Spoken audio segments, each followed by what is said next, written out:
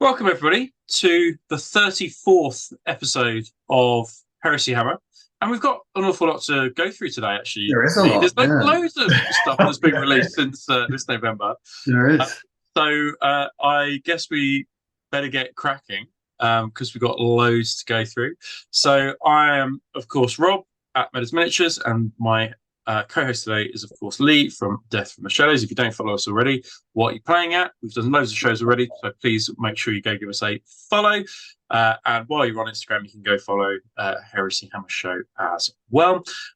We are, so have a look at our next slide, Lee, proudly sponsored by a number of groups, one of which is Beowulf Miniature Printing for all your 3D printing needs. So make sure you go check them out. We're also sponsored by Curtain Games as well. Curtain Games have been supplying me with lots of boxes of the battle group as of late. So thank you to those guys. So make sure you go and grab your Heresy goodies from Curtain Games as well. But we are looking at today, Lee, aren't we? Something special, which is Heresy tournaments, yay or nay. Now, this comes off of the back of a Heresy tournament that I hosted. But it's a wider conversation that we've been having kind of this month, but also over the last couple of months as well. But when we kind of came up with the idea of the Battle Royale, I haven't really spoken to Lee too much about the Battle Royale, so it'll be good to go through it, and then we can have a catch up, Lee, and it'll be great to get everyone's thoughts about it as well. But I also made a post today on Facebook, and we'll go through a few thoughts and feelings about Heresy tournaments that others have posted. And we'll go through those. Should be a really interesting debate, this one. And I don't expect it will take too long, but I think it will draw out lots of things that we've probably thought about Heresy over the past 10 years and our changes and thoughts on it. So it'll be an interesting discussion. So watch this space, and we'll come to that after the break. Right, let's see what's what. Heresy Hammer. So we've got a rather lovely Death Guard Praetor by Victor Pesch painting. Victor seems to do some awesome Heresy models, and he's always got them like posed on rocks and things like that. So definitely worth checking out Victor with a grim and grimy Death Guard Praetor. We've also got Instar9, who's from New Zealand, with some awesome looking Alpha Legion. I absolutely love that blue, and love the transfer placement and everything about it. I think it looks absolutely awesome. Lee picked out these ones today, didn't you, Lee? So there's some absolute crackers in here. Absolutely. He's actually, there was a picture of about 4 Sakarans he's done. But I picked this one because you got a close up of the transfers, but all of them look fucking awesome. Plus, this model's just one of the best ones, isn't it? Absolutely. But, yeah, fucking brilliant job. Love this. I love that color.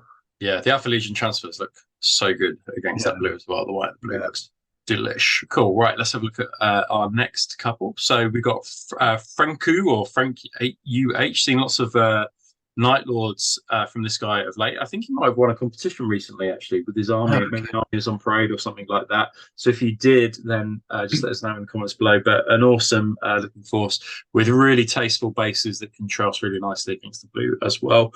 Some awesome conversions by him, and just generally a great Instagram account to follow. I really like the use of the 40k Space Marine for the Sergeant. Yeah, that's great, right? Yeah, proper artificer armor there, right? Well. And for Night Lords, I just think it works really well. Like, they look fucking great. Awesome. Yeah, brilliant. Right, let's have a look at what's next. Oh, so Chris paints stuff. We've met Chris actually in the flesh, haven't we? We've seen his Death Guard army when we went to the Warhammer Fest. And he was selected, his army. He had the all-tank army. Do you remember? It looks like an armored breakthrough as well. So it's great to see him add some infantry to that force. So it's a 3D printed body, 3D printed backpack. I think maybe those are the Death Guard heads, or maybe they're 3D prints. I think so. Well, certainly similar. But it's nice to see some jump packs with Death Guard, right? It's cool to see. And I thought about this because we were having a conversation on one of our chat groups, weren't we? About how people always play Death Guard slow moving infantry, and I saw this, and I was like, they don't have to be slow moving infantry. Yeah, and I if think anything, it's wicked. Like, it looks fucking. Yeah, it looks brilliant. Yeah, and in fact, I would say that Death Guard probably do jump infantry and jet bikes and things better than probably most because they ignore difficult and dangerous terrain. So definitely, definitely a synergy to check out. Sick.2.day with some awesome world eaters using kind of like what I can only describe as some 3D printed like Reaver bodies, I guess. So they're, I believe, I could be wrong, that they're Tortuga Bay, right? Reaver-esque bodies. Yeah, and I think they're the new Forge World heads. Yes. And I guess the shoulder pads are probably 3D printed, but these look fucking brutal. They look so cool. And he's made the right decision by arming them all with phalanx blades as well. Yeah, the only choice. But the sweet rending. Yeah, he's done a brilliant job. These look absolutely savage. Yeah, they look awesome. I love these. Like, I love world eaters anyways, but these just look particularly savage. I like the oil wash or the pin wash he's given as well. That kind of like dusty oil wash. I think that looks really tasteful against the white. Awesome. Let's have a look at the next one. Oh yeah, so he's been churning out. Jack's been churning out some world eaters of late, and I think I'm right in saying that he's getting it ready for this weekend to go to Greetings from the Warp. I might be wrong about that, but I might be wrong. I might be confusing it with another World Eaters army. But nonetheless, I think this is some of his finest work today, and he's very well known for his Blood Angels. But I love his World Eaters, and he did a Duredio. I think he posted a Beast Sale today, and it's looking on point. It's brilliant. These look wicked. Yeah, I love these. Yeah, not much more to say, really, is there? No, they look fantastic, and the new Mark III look brilliant on them as well. Yeah, they work really well, don't they? Really well. Yeah, awesome, cool. Yeah, so Path of Heaven. So I have been. You may not know this actually, Lee, but I've been working with Path of Heaven on this army in the sense. Really? Yeah, we did a one-to-one course, like tutorial, going through how he could go about doing his demons, and then I think he's just run with lots of those ideas, and then has been creating this awesome, menacing-looking. Oh, they look so good. If anyone from GW ever watches us, this is what demons should look like. They look fucking brilliant. They look evil. They don't look derpy. They don't look like cartoon characters. They look like they're gonna murder you. Like, horribly. Oh, they look so good. And then the paint job on top is just fucking brilliant. That is the one, isn't it? That's my favorite one. I think the horrible, ghastly, like rotting flesh. It's got like purple tones to it. It's absolutely awesome. I assume this is also like a creature caster or a 3D print as well. It's not a GW. Yeah, I don't know who they are. I did try and have a look, but I didn't have particularly long to look. I couldn't see. I'm sure he has put in the post who creates the STL models, whatever the fuck they're called. But these look absolutely insane. Yeah, make sure if you don't already, go follow Path of Heaven, because it's done some great white scars and some very cool looking demons. This is like a demon. They're crawling over dead Imperial fists. So, I mean, what more do you need? Yeah, literally. Yeah, like they look fantastic. Awesome. Cool. Any more after that? That is it. Oh no. So wow. Okay, we got a lot to get through on Heresy Thursday. So this came really out of the blue. I thought I didn't expect it. Yeah, literally. At all. But I think it's a fantastic looking console choice or Praetor for the Thousand Suns. It's kind of like the Araman upgraded, right? The old plastic Araman that we had. This feels like a glow up, and much better proportioned. Great details, and I would just use this for Araman, I think, or even Magister Ammon. I would just use this as a named character now, I think, because it's just better than the previous two from a while ago. So, yeah, anything that you particularly loved on this, Lee? I mean, I've heard a few comments saying it looks a bit too 40k. Now, I kind of get where people are coming from, but I think of all the legions, the Yeah, Thousand Sons are the ones that can kind of get away with it. I mean, yeah, because this doesn't look like a 40k model to me. It looks like a heresy model to me. yeah, I fucking love it. I think it looks absolutely amazing. I think the model's brilliant, the paint job's brilliant, and as I'm sure a lot of people have been mentioning, it's Mark IV. yeah. So it's interesting to say that because we're going to come to the next one right now, Kapow. which is also in Also, Mark IV as oh, well. So something fishy is going on. something's going on. Yeah. So whether this is a mark of armor that we're going to expect en masse, whether this is going to be potentially a command squad, going to have a Mark IV command squad potentially, and this is what this is heralding. I'm not sure. But speaking of heralds, this is in fact a dark emissary for the Sons of Horus, which is a named console choice, Yeah. not one that I've necessarily seen. And basically, when we've gone through it before, it's a essentially kind of like a leader of an allied detachment you would have alongside your Sons of Horus. So an unusual one to go for. And you'll always get those people who are like, oh, more Sons of Horus, but this looks fantastic. It's so savage. Well, and I think that you could feasibly use this as a librarian, Yeah. an Esoterist, Dark Emissary, a Herald. I think it just doubles Yeah. up as a number of different a number of different things. So yeah, it's got multiple options. Whether it be tricky to swap it out, I think you could probably get rid of some of the iconography and just generally use it Yeah. in regions. But a great Sons of Horus character, I think. I absolutely love this model, but I do agree with some of the comments I've read, which is basically, I mean, you know what's coming. Iron Warriors don't have anything. Yeah, yeah, okay, yeah, yeah. There's legions out there that don't have anything, and we're getting, Even more specialist Sons of console Horus under horror. characters. So Yeah, I don't want to detract. I absolutely love this model. It looks fucking brilliant. But can we please have some Praetor models for some of the legion? Let's do, at least a Praetor model for every legion. yeah. Uh, Before and then circle back before. to the Yeah, back to like these. I think that's only fair. But that said, like they've done an absolutely bang up job with this. It looks fucking brilliant. Their head sculpts at the moment, I think, on this newer line as well, Yeah. are really, really good because speaking as a painter, some of the head sculpts that we've had previously, so a really good example is some of the Dark Angels bare heads Okay. from like the character kits have been Yeah. difficult to work with. Lots of a lack of detail, I think.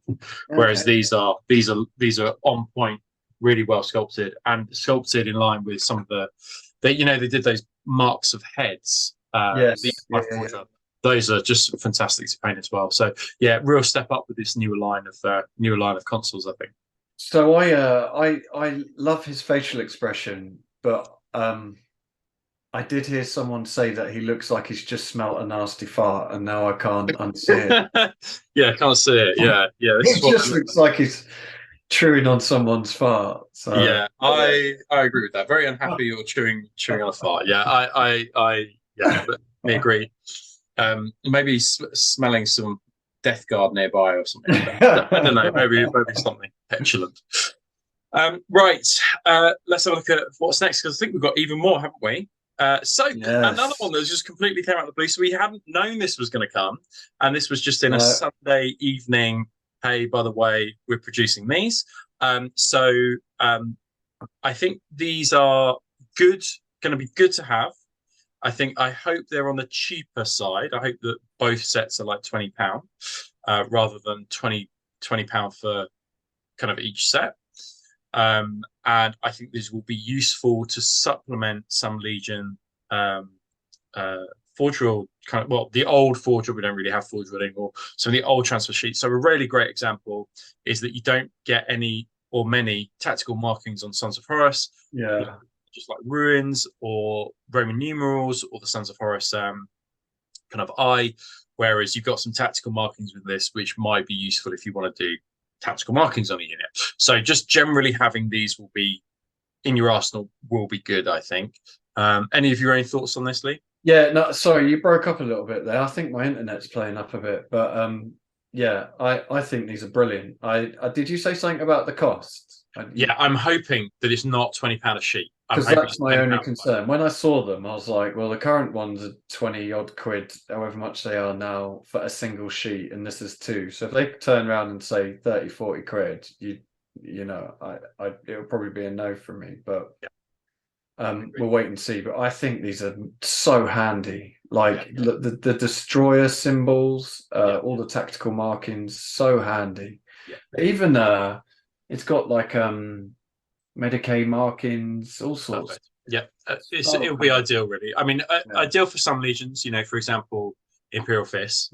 Classically, not so good because they're not coloured for, say, White Scars.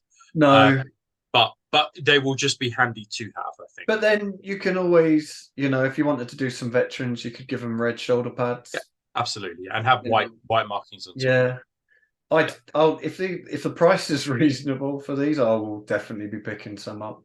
Yeah, 100%. But we'll wait and see. I'm of the opinion that no other company does transfers like Games Workshop. Agreed. Cool. Let's have a look. What else? Because we've got even more that's being released, which is these. I couldn't believe how quickly we got these. I don't think we've actually had a chance to talk about these, have we? No, I don't think so. No, I don't think so either. So these are coming out this weekend, is it? Yeah, well, they're for pre-order this weekend. And I have to say, I fucking love these. And they did a Warhammer community article where people painted them, and I'd already made my mind up with these. If I get these, I will swap the heads for the Iron Warrior resin helmets. Someone did that exact thing, didn't they? And they look fucking great. They look brilliant. Yeah. And I would probably change the shoulder pads as well. Mm-hmm. Because I think just because they've changed the front of the chest on these from the Mark 6, I think you could get away with making them look like some sort of bastardized arm, rather than just being Mark 6, because I'm a bit of the old school of like, I'm still not keen on Mark 6 for Iron Warriors. It just, in my head, it just doesn't make sense. But if you gave these different helmets and say Mark 2 shoulder pads, I think you've moved them just far enough away that they'll look quite cool. So I'm quite excited to see these in the flesh, and I love the jump packs as well. So yeah, I'm quite excited for these. I thought that Warhammer, as an aside, so I absolutely love these. I'll be picking up a squad of 10. Absolutely. I think that having everybody armed with combat shields, or everyone having combat shields within the unit, is brilliant. I think that they've given us enough to do that, which is great. One thing I would say, just as an aside, was that particular Warhammer community article where they clearly got everyone from the studio to do their own legion, or they gave a really broad range of legion schemes, and those guys have clearly kind of like upgraded them in different ways. As you say, like the Iron Warriors, they had been altered and changed. Some had like 40k helmets, but some had the 30k upgrades, and some had the older 30k upgrades, etc., etc. That is enough. Like, you don't need to give free versions of this to other people. That was a great example without saturating Saturday morning on social media with just like adequately painted versions of these in order to meet a deadline.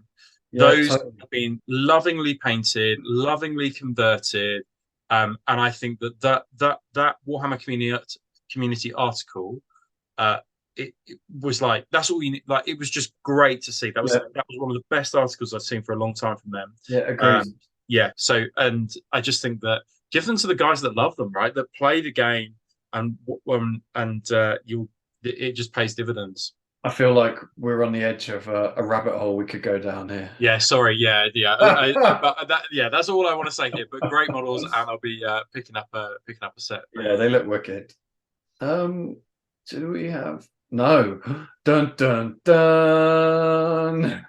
So we were going to try and do tonight a three-way call with John, because we want to do this with John, but unfortunately he's had some nonsense thing about his missus having a birthday or something like that. Some pathetic excuse that meant he couldn't come along. But we just wanted to flag up as it's the final day in November. So I'm hoping to get this out tonight for you guys and ready for you guys tomorrow morning. But basically, in the coming days, the three of us will be getting together and telling you lots and lots of things about our great Christmas Patreon competition.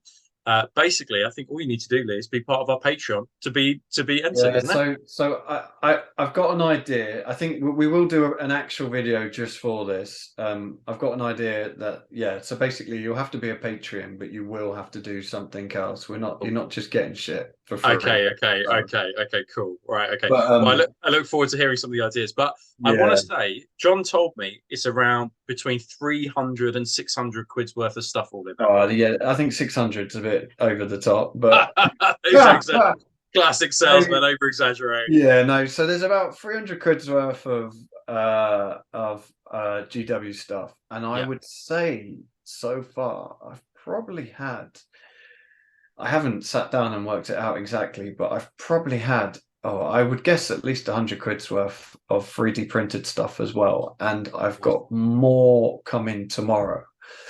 So once the final lots come, then we can actually do a video of what we're giving away. But this is just a little teaser, a little taster of what we're going to be giving away. What's to come now? It's basically an army, right? You could make an army. Yeah. Oh, yeah. Pretty much. Yeah. And we did discuss, giving lots of people multiple different little prizes, but I think we're just going to go with the one big fuck off prize.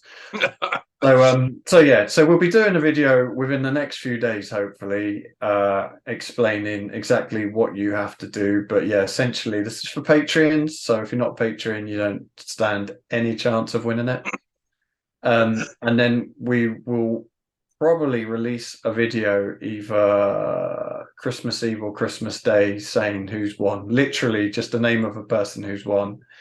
And someone will have an even cooler Christmas. Oh, I think we'll record it on Christmas Eve and then get it out on Christmas Day. Would be absolutely awesome. What a Christmas that will be. So just as a way to say thank you to our patrons, and there's still time, obviously, all through the month of December to join up. But you will obviously still have to be a patron on Christmas Eve because that's the date that we will make sure that we do the draw. So yeah, really, really good. And Lee's organised all of this one. So thanks for getting all of that together for us, Lee. No worries. That is quite something. Be glad to get rid of it. Taking up keep looking at it all. I'm like, I could do it. just take one box for me, can't hurt. Excellent. Cool. Awesome. So yeah, something to look forward to. What's up next, Lee? So we got just two more announcements before we take a break, and then we come back to our main section. So Heresy Hammer events. So what we've learned a lot from doing events throughout 2023, and we are going to try and give people as much notice about event dates as possible. We have tried to, although it's not always easy, and I did make a monumental fuck up on the first time when I announced these dates. But basically, we have tried to organise it with other events, people around the country, particularly Greetings for the War, the guys from Attrition Wargaming, and then I had a cheeky look at the Warhammer events team's kind of like website. Now, there is a clash for the taking of Saranos, but that doesn't matter too much because we've actually sold out all those tickets, so that's fine. So the Solar War, so I'll be running that one, which is 4th and 5th of May. That will be a mixture of 3,000 point frontline and 1,500 point zone mortalis. I'm expecting 24 people, so slightly less than John's event for that one. And the reason why is because of the way that the boards will be configured. It will be an individual's journey through the solar system. And less of a team event and more about the individual's journey. So you'll be hot-footing your way in Stormbirds and Thunderhawks around the solar system in order to try and take particular planets or take particular assets or trying to defend them. So I'm thinking that we'll have all our Mars-themed boards, for example, and then you'll have to go and collect some Space Marine armor off of that board, or and fight over it, etc., etc. So it will be themed, but the important thing is that it will be about your journey through the solar war, before the events of the actual kind of siege of Terra, before they are on Terra. And you will need 3,000 points of frontline army, and in addition, so not or in addition, you'll need a 1,500 point Zone Mortalis game. Tickets go on sale for Patreons in 19 minutes time. As we're recording this. So this is Baz's cause, Amphiaris. You will know his work. He sculpted the Golden Demon painters. He's done lots of stuff for Cult of Paint before. He's done lots of Heresy stuff before as well. You are probably, if you're watching this, you probably follow him on Instagram. So he's going to do a course for us. So it's 16 attendees only. And in that course, we'll be doing sculpting all day on Saturday and Sunday, and then in the evening we'll do some Heresy gaming for attendees as well. I think that if you are a Heresy lover and you want to up your Heresy sculpting game, this is going to be a weekend immersed in Horus Heresy. Yeah. So this one is for you.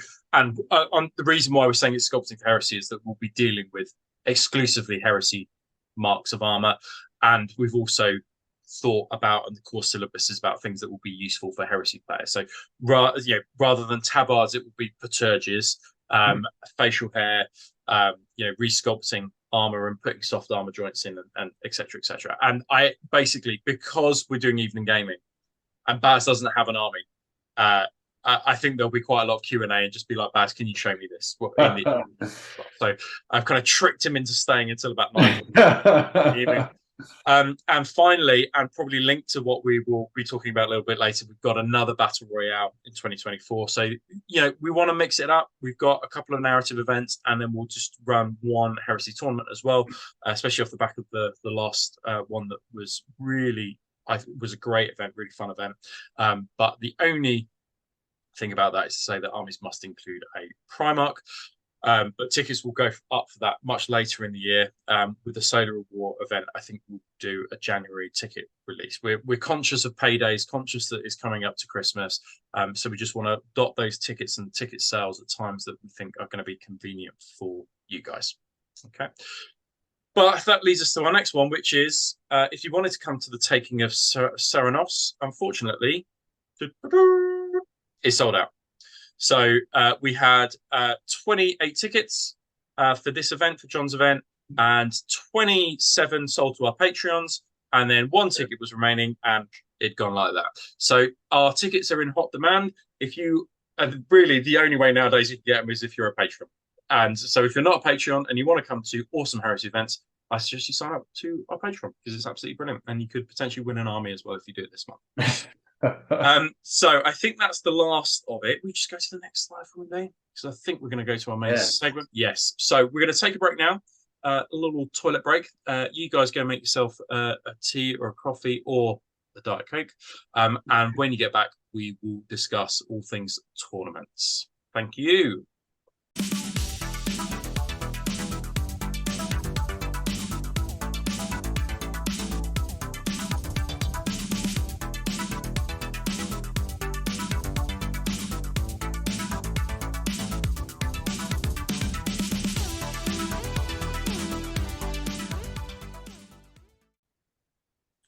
Right, welcome back to the show. So we're going to go into our main segment now. Now, this I have strong opinions about, and I'm sure that as we go through, we will unpack some of those opinions. It'll be great to hear what Lee's thoughts on this are as a veteran Heresy player who's been there from the start. We're also going to have a look at opinions from the wider community, just a small sprinkle of opinions. But I think the most important thing is that as you listen to this, it'll be great to know your thoughts and comments as well, because I think that this is actually quite a nuanced argument and debate. And I think it draws upon some of the words that we're going to use, I think, have quite a lack of definition. So the word fluffy, the word narrative. And I think in this discussion that we're going to have, we might be able to touch on some of those, but we certainly aren't going to be able to hash out everything. So this debate and discussion, I think, is a bit nuanced. Whether it's more appropriate for Heresy 2.0 or kind of is something that shows the evolution of the gaming system of Horus Heresy, I don't know. But I think that it would be great to kind of get your thoughts and the feedback on it.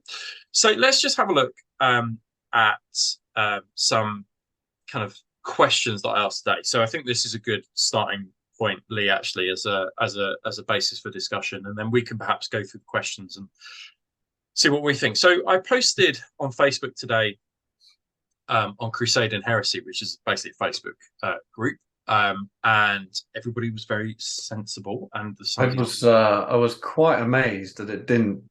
It's going to be one of the first posts on Crusade and Heresy that didn't just descend into madness. No, it was actually. I actually thought that people were very well behaved, and I thought everybody actually gave a really reasoned answer. And I think the reason why I was a little bit worried is that often when somebody posts something on, number one, Facebook is just basically promotes outrage. So that's why you often see posts that just descend to madness, because the algorithm shunts it up to your feed so you see it. But I think the thing is that there is a tendency when people start a question on Facebook, or just start a question like, what's the best unit? I think that often people jump on that person to go, that's not what the game's about. That's not what Heresy is about. It's all about the narrative, blah, blah, blah, blah, blah. And so what worried me when posting this was that I just wondered whether it might descend into something. But I think that if you are a sensible human being, you can unpick some of these questions and go, actually, there is more nuance to it, rather than dogpiling in and having a go. So this is what I asked. So I put 5 questions out there. So the first question is, when you go to an event, is there variability in power levels between lists? If so, why do you think this? So Lee, I want you to think about the answers to these questions as well. Okay. What does a narrative event mean to you? In your experience, do all players at narrative events list, build, and play in the spirit of how the event is intended? Number 4, does the UK event scene? And I suppose that if you're listening from abroad, many of our Patreons and listeners are from abroad, of course. So just think about your local scene. But does the UK event scene currently cater for those who wish to play more tactically and or competitively? If not, why do you think this? And number 5, would you attend a Heresy tournament? Could you give a reason to this answer? So I couldn't pick everybody because there were about very, very many people who commented on Australia. So I've just picked out a few just to give an illustration. I hope it gives the 2 extremes as well. So let's have a look at some of those answers, Lee.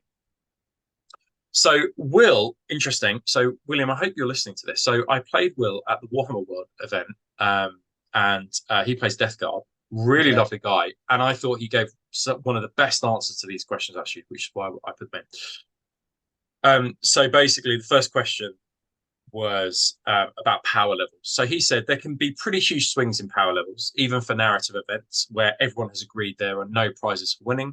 I've seen fluffy armies of Death Guard that try to phosphex all the things that could get completely smashed, and other fluffy armies of Ultramarines that have suzerains chopping through everything. Both players are being thematic, but one side is just better. I thought that was a really good answer to the question, which is one person's themey army can be another person's kind of dick kicking, dick smashing list. Yeah. And actually, you're quite capable in Horus Heresy of claiming that an army is fluffy, is narrative, but also it just is not a fun gaming experience for your opponent. And I think that's the point he was making, which I thought was a really interesting one. So you do have an issue there of going, well, you can say to yourself that it's fluffy, but the power level is just still off the charts. So there's something about within there, I think, picking out the strand of self-regulation, isn't there? Within that point. Any thoughts on that point, Lee, on Will's point? I agree with that totally, to be honest. I've seen, well, I won't get ahead of what some of the other comments say, but I mean, he's not wrong. He's not wrong.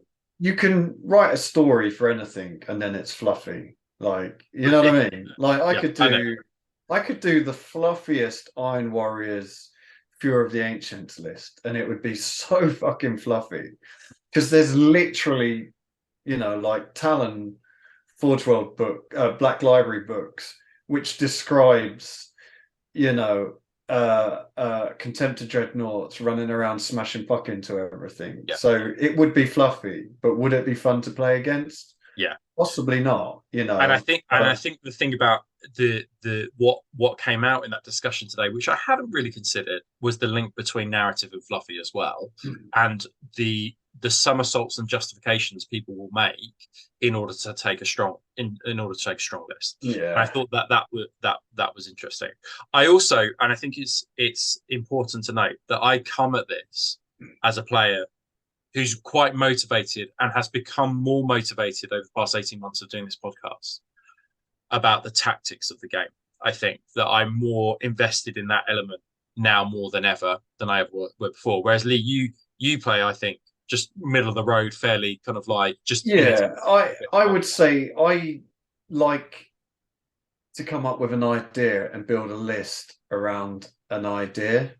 And I mean, I tend to play traitors, so I tend not to care if I get beaten because traitors should be beaten. You always will. Yeah. Yeah, because even if I took a good list, I'd still get beaten. Yeah. But then I like to think I'm savvy enough to not just make it a pushover list. But then, I mean, coming back to the power levels, you can have armies that are just the perfect counter to other armies. Yeah.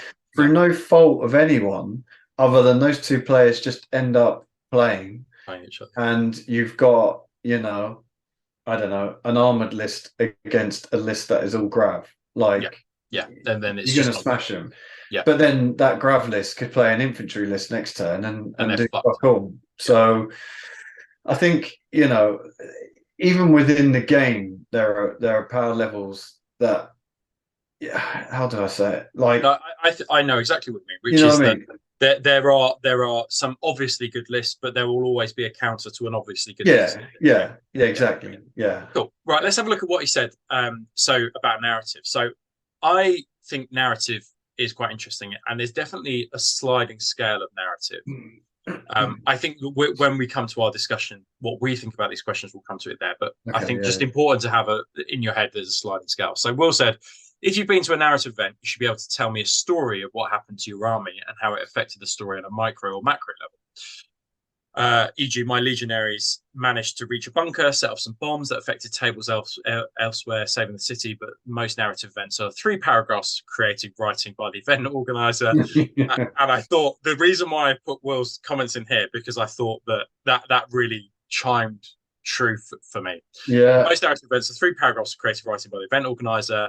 Then 4 games of fighting over a planet that nobody remembers the name of. When you take part in a narrative event, it should still be fun and interesting to lose. Yeah. So I thought that was really interesting because I think that number one is that branching narratives, true narratives, are actually a lot of hard work to create. Whereas that three elements of creative writing, 3 paragraphs of creative writing, a planet to invent, different areas is much less work, but still allows you to have the framework of some kind of lore and fluff and narrative behind the event as well. Yeah. So I thought that was really interesting because I think that if we spoke to event organizers and said, you know, honestly, you know, does your event fit this model? I think kind of like 70% would be like, yeah, okay, yeah, that's I'd agree with that. Yeah, I would add myself into that as well. So I think that's interesting. So point number 3: almost everyone I've met at Heresy events have been lovely, and I think they believe they are building lists that suit the event. I found win at all cost players to be quite rare, but it's very easy to slip into an arms race when list building because you might bring a dreadnought. I should bring a dreadnought, and again, I find myself falling into that trap, which is that I go, oh, what's the worst thing I can imagine somebody bringing to an event? Okay, I need something to counter that, and then you're in an arms race of list building, which I think it is what often I find myself in, and again, that really rang true. No one wants to be well. I found most people don't want to be whack, but no one wants to keep losing, do they? Yeah. So you tend to find people that lose games will then be like, well, how do I stop losing games? Yeah. Or you create a tougher list. Number 4, my personal opinion is that most narrative events are just tournaments with the expectation of painted armies. I thought that was a really interesting one. Yeah. They're almost always still Swiss ranked. So who's So those who know how to play and list build will win and play similar people. And I Yeah. thought that's another one of it as well, which because that links to his second point about true narrative, and actually they're just mostly tournaments anyway. Yeah, I agree with that to an extent, but I mean, I can come on to my thoughts later on, but yeah. Cool. So number 5. So this was about, would you attend a Heresy tournament? He said, I wouldn't attend a Heresy tournament, except for thinking that is actually most events. I do think there is value in them, though. There isn't anything bad about wanting to engage with the rules on a deeper level and push your skill. And that, I think, was really critical and probably the most nuanced thing that I thought he said, because what we shouldn't do is be in an environment where if people want to play competitively, have a go at them for wanting to play competitively. Yeah. And actually, is it about fostering an environment where people can have their cake and eat it? They can play both narratively at narrative events and can play competitively at competitive events. But that's a theme I think we'll come back to in a second. Let's have a look at somebody else's comments that they made. So we've got a couple here. So I'll leave Ollie till last because I thought Ollie's was quite interesting on the other end of the spectrum, actually. So Oscar. Now, Oscar, I don't know Oscar, but Oscar organises the Malmo events. In fact, we were just speaking about the Malmo events just before. Okay, yeah. So it's interesting. So this is an event organiser's point of view. So Oscar said, so the first question was about power levels. So Oscar says, yes, no doubt about it. Players just like different things. Some like to play more competitive games and bring harsher lists. Some like it more casual and themed that bring lists that they think reflect that. Makes for a bit of variability in power level. The larger the event, the more diverse the lists are, in my experience. I think that's perfectly valid and makes a lot of sense. Not much to talk about that. Yeah. I think perhaps though, intent I think is quite interesting there about do you want to build a strong list? Because I think that's something to consider. So what does a narrative event mean to you? It varies, but in most basic sense, it needs to have some kind of story element that drives the games and the outcome of the games can affect. So that, I think, goes back to Will's point that he just made, which is that, well, it can have a story, but, does creative writing a thin story make for a true narrative event? And I think that's interesting. And then does the outcome of the event, is it just loyalists and traitors win or lose, or is there some kind of branching narrative which is that if you do X in a game and then Y will happen?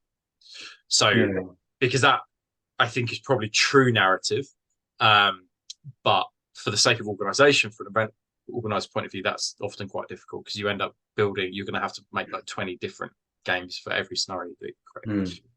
So for Malmo, he's an EO. He goes on and says in EO, we had a very basic narrative with a planet, war zones that we fought over, and a bunch of special missions that some players got to play that drove the narrative a bit more. But in the most basic sense, it was about gathering points to control war zones. So whoever got the most war zones at the end of the weekend held the planet. Basic narrative. And I suppose the basic narrative there is that you're fighting for something, aren't you? You're not fighting for the sake of fighting. You're fighting for something, and perhaps that's something, again, we'll come back to. So fighting for something, not just for the sake of gaming. Number 3, this is about players at narrative events, list build and playing the spirit of the event. So he said, for a small event, you might be able to control that by checking lists, but for larger events, no, people build what they want to play, regardless of the spirit of that particular event. If you want to have a more specific type of list, you need to restrict options, but also I think there's something you need to check every list as well. Now, just as an aside, checking lists is quite difficult, I found, as an event organizer. I found when I've checked lists, number one, they come in late, inevitably, because people just some people just don't give a fuck. They're just like, I paid for a ticket for this event, like I can take what I want, whatever. And then as an EO, that makes it very difficult when you yourself have your own job, you're on a tight schedule, blah blah blah. But I've come across lots of hostility before where you go, this is too strong, you need to turn it back or remove this unit, and that person goes, this is the only models that I have for this list, so I can't. And then you're in an impossible situation because you've got a paying customer who says they can't change it. They haven't got another army. They've built this list for this exact point and this exact reason, and you ask them to change it, and then you end up getting into a set 2 about it. And that that has happened to me in the past as well. So it's a very difficult one, checking lists, I think. I think also not just that. You think you got what 18 legions that all have their own rules, all different rights of wars. You've got bound demons, unbound demons, militia. You know, you can't be expected to know the ins and outs of each and every legion. So even though you're checking a lot of these lists, you might not pick up No, things will fall something's through. wrong just because you don't play that legion. You know, and like you say, there's only so many hours in the day. Yeah. To go through people's lists is you need. I mean, I feel like you need help if Yeah. you're doing that as an And organizer. like, if you've not played against or with word bearers, you have no conception of what 3 Mara Girl will do on the Yeah, table. So you don't know, do you? Yeah. yeah. So an interesting point. So he said basically, I have no concept of UK events, but then he finally goes on to say, "Would you attend a Heresy tournament?" He said, "I've, and this I think is really interesting. I've hosted one long ago in 2016. It was not very well received by the Heresy community in Sweden, which I thought was a very interesting point to make, at least not online. People raged about it not being the way Heresy should be played, etc., etc. But the 10 of us that played had a great fun testing our lists and brains a bit more than usual. So clearly, those 10 people knew what they were getting into. They knew they could face very powerful and strong lists. And because everyone knew that there was a level playing field and it allowed people to test themselves and to test their brains, which I thought was a very interesting point. Some would argue that Malmo is also a tournament-style event, as we have Swiss pairings with a big focus on VP score per player. Some thoughts from Sweden. Keep up the good heresies over there in the UK. And then Ollie, just sorry, Lee, before we move on, any points from Oscar that you wanted to raise, or anything that kind of No. I mean, they're all valid points, aren't they? very reasonable? Yeah, really, really. No, totally. So Ollie made some interesting points. And this is always interesting from an event organizer's point of view, of which myself and Lee are. So he basically said, so the first question, when you go to events, is there variability? He said, yes, but this is a combination of factors, specific legion, unit, war gear rules, etc., etc. So, you know, that's going into, there are different power levels. Different legions have different power levels. Different lists have different power levels. Yeah. So that question is quite a tough question to answer, but he makes a good point there. So number 2 is, what is narrative? So with a narrative events, there's no ranking of individual success on the table. I thought that was a really interesting point, because I think Ollie would disagree with the way that I've gone about my narrative events before, where I have ranked people at the top. So it was interesting to see his opinion there, that actually at a narrative event, you should not rank. So no prizes for first, for example. You're there to play out the story of the event, beautiful armies and like-minded gamers, not to dick kick them to make yourself feel special at the end of the event, which I thought was a really interesting point. It made me think about it as well. And you know, and this is a point that comes across lots of the time with people when I run my events. So John, for example, when he runs a narrative event, he wouldn't do what I do, which is award a prize for best traitor, best loyalist. Yeah. But my argument is, well, you know, that person's tactically worked hard to gain as many VPs as possible, so maybe they should be rewarded for that. But then you could say, well, but they only won all those games because they took a dick kicking list, and then you go around in circles and you go, well, it was a narrative event list, it was a narrative event, so maybe they should. Yeah, and you see the yeah, it's a hard one. Yeah. Themselves. Point number 3. So he said, do all players at narrative events list build and play in the spirit of the game? He said, majority of the time, yes. Most events ask you to submit your lists for preview anyway, and you'll get told to wind it down if it's excessive. As per question 1, that's relative to rules. But we've already talked about some of the issues around that. Number 4, he said, does the UK scene currently cater for those who wish to play more competitively? He says, don't believe so. But is there really a demand for such events, given other game systems that cater for it as well? So that I thought was really interesting. So clearly, Ollie, perhaps in his gaming circle, hasn't picked up a vibe that there needs to be more competitive play, which I think is really interesting. And obviously, this is all down to your local gaming and the people that you speak to most of the time as well. And then finally said, tournament, would he go? He said, no, not for me. Competitive play just holds no appeal for me at all. And I thought that was great. And then Ellis made a comment on his post. Now, Ellis is great just within the Heresy community. You've probably met Ellis before if you play Heresy. Yeah. But he said, I think there's a breakaway pack of good players in the game in the UK scene now.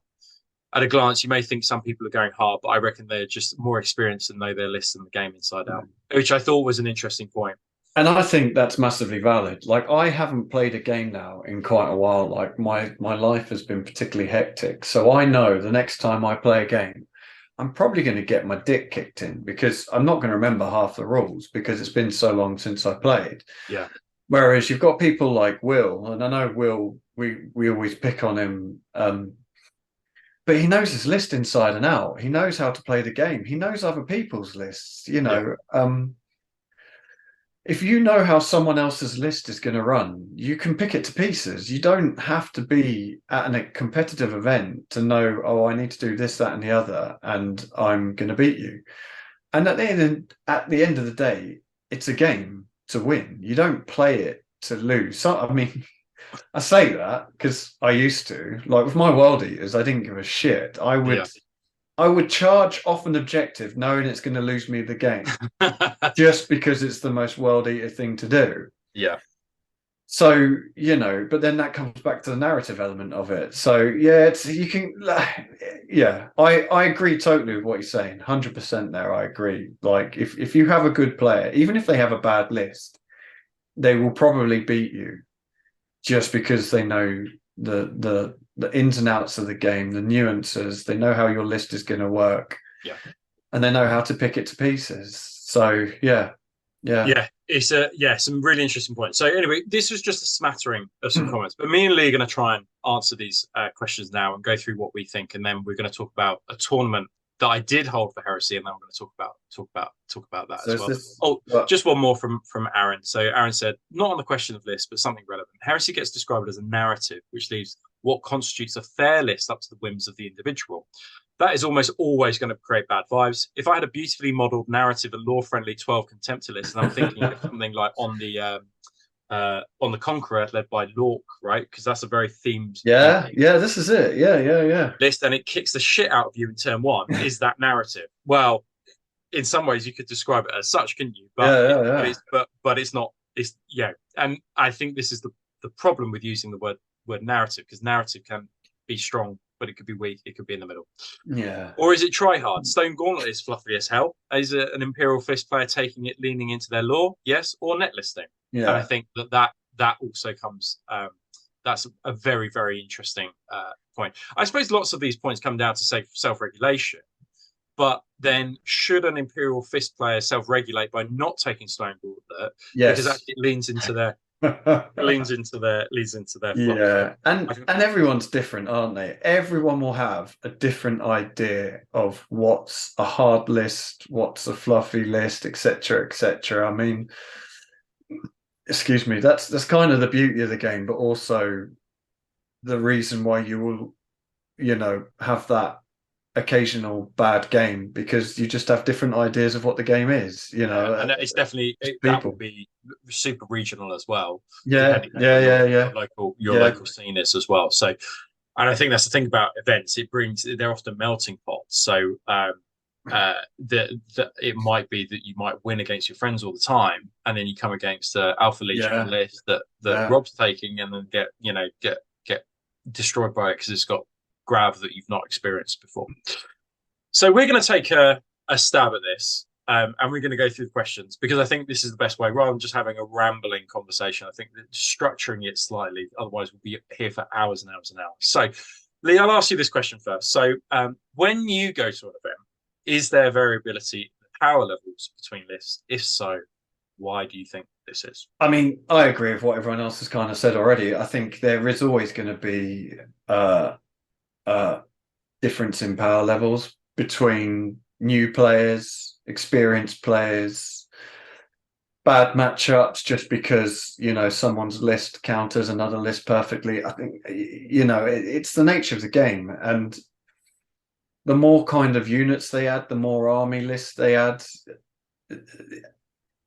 As good as that is for the game because it creates variety, it also increases the chances of you having a bad matchup, because that demons list you played against just happens to be the perfect counter to whatever you're running. So yeah, I think there will be, and there will always be. And This isn't just for Horus Heresy, is it? This is for Yeah. every game Every that's game, Blood ever Bowl, been made. yeah, yeah. You know, Yes. Yeah. unless you're Well, playing not chess, chess, actually.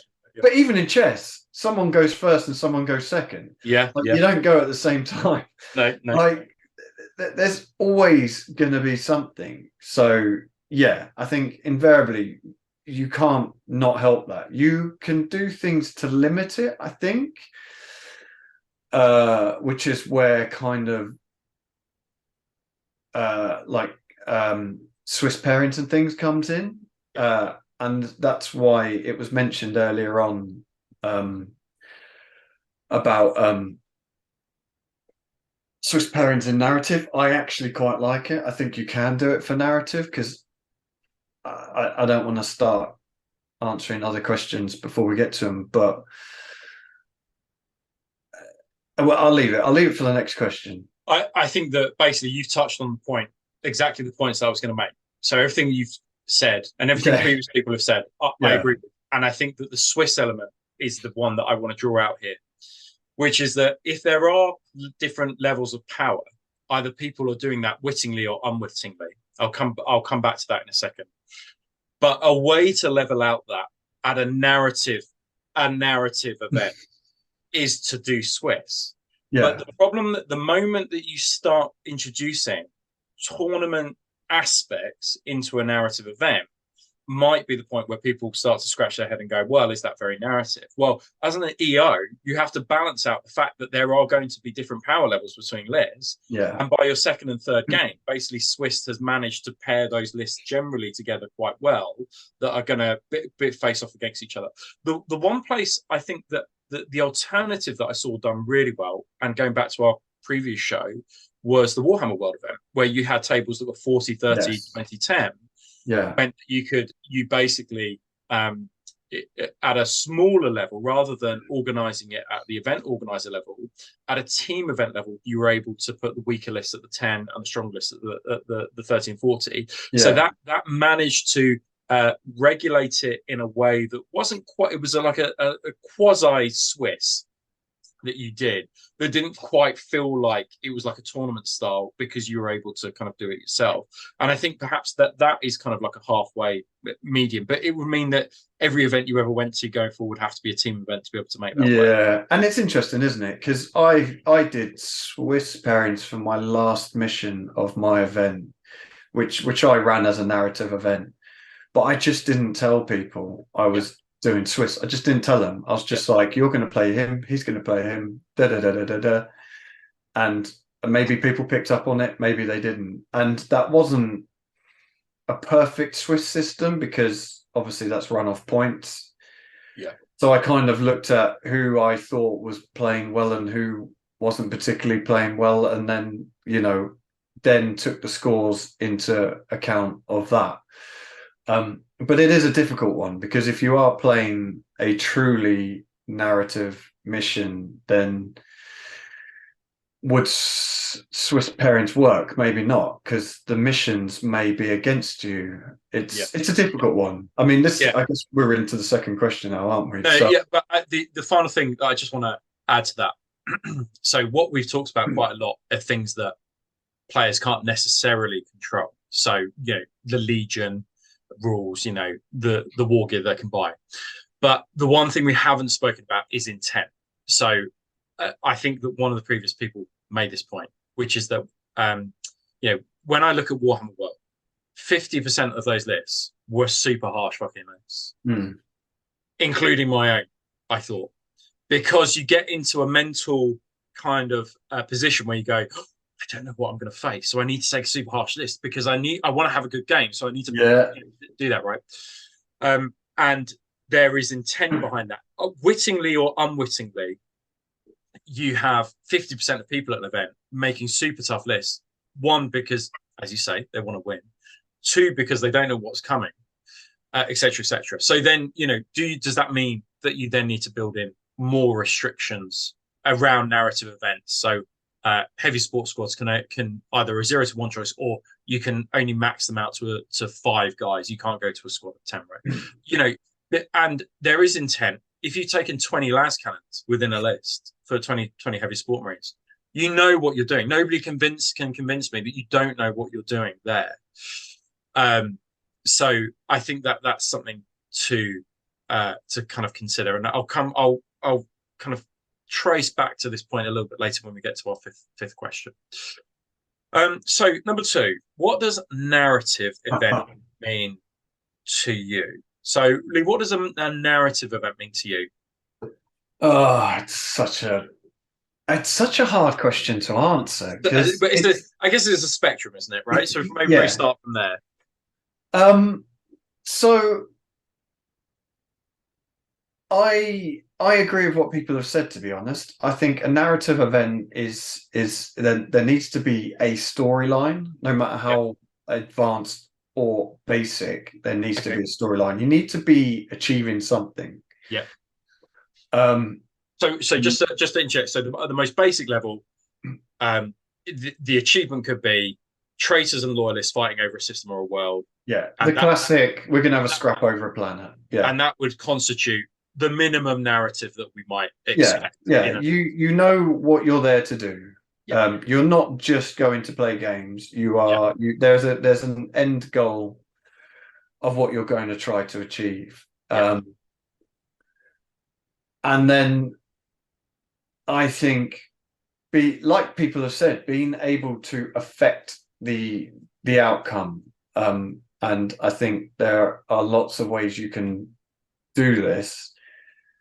I don't think you necessarily need purposely built missions, but I think that does add to the narrative. But then this is where it kind of gets into that grey area, because if you run a truly narrative event, so I don't feel like a truly narrative event. I think you would end up with a lot of people having bad games. I think that's the trouble. I think if you were like, so for example, you're assaulting a planet. Okay, you attack the planet. Say traitors are launching an attack on a planet. Traitors lose the first game. Boom, done. Well, you failed to get a foothold. The narrative is that you failed to attack the you planet. fucked it up the first time around. Everyone pack up, go home. The grab suckers drop your pods into the ground. Like, okay, you managed to get a foothold, but your forces have been depleted. So now you're 500 points. And I thought about doing this in my event, like, different. But, you have to bring. But people would just have a nightmare, wouldn't they? The next one, it goes to game 2. So hard. Yeah. To manage. Yeah. Of like having.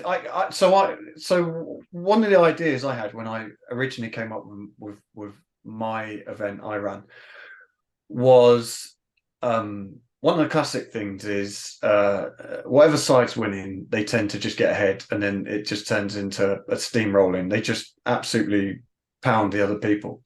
So in my head, from a narrative point of view, attacking something is harder than defending. Generally, in real world, attacking is harder than defending. Yeah, you need. So I think just generally, you need, if you're attacking something, you need 3 times the amount of troops. Yeah, so the classic kind of, I think it comes from like World War II or something, but the classic ratio is 3-1. So if you're attacking 10,000 dudes, you need 30,000 dudes. I mean, things change when you have like smart bombs and drones and this, that, and the other. But then when you're attacking, you need to protect what you've attacked. So as you take ground, you need to hold ground. So one of my ideas was, whatever side was winning, i.e. they're taking more ground, they then get smaller lists because they're having to defend troops are being taken away to defend what they've taken. But again, it was just like, well, people are going to have to bring like 5 or 6 lists, It's just impossible. And what do you do? And just to add to that, what do you do if your warlord dies? Is he dead for the remainder? And that's it. He's dead. Does someone else step up? But then he's worse. But then you're adding in warlord rules, and then that's more. And one of the things, what people used to do, so narrative event used to be like my first ever narrative event was 5 missions, red book missions. You're fighting these planets. Every table you play had extra rules, and that was the narrative. The narrative was there's extra rules for each table. And I got to the last game. I remember I can't remember the name of the guy I was playing, and we were like, "Can we just fuck off these extra rules?"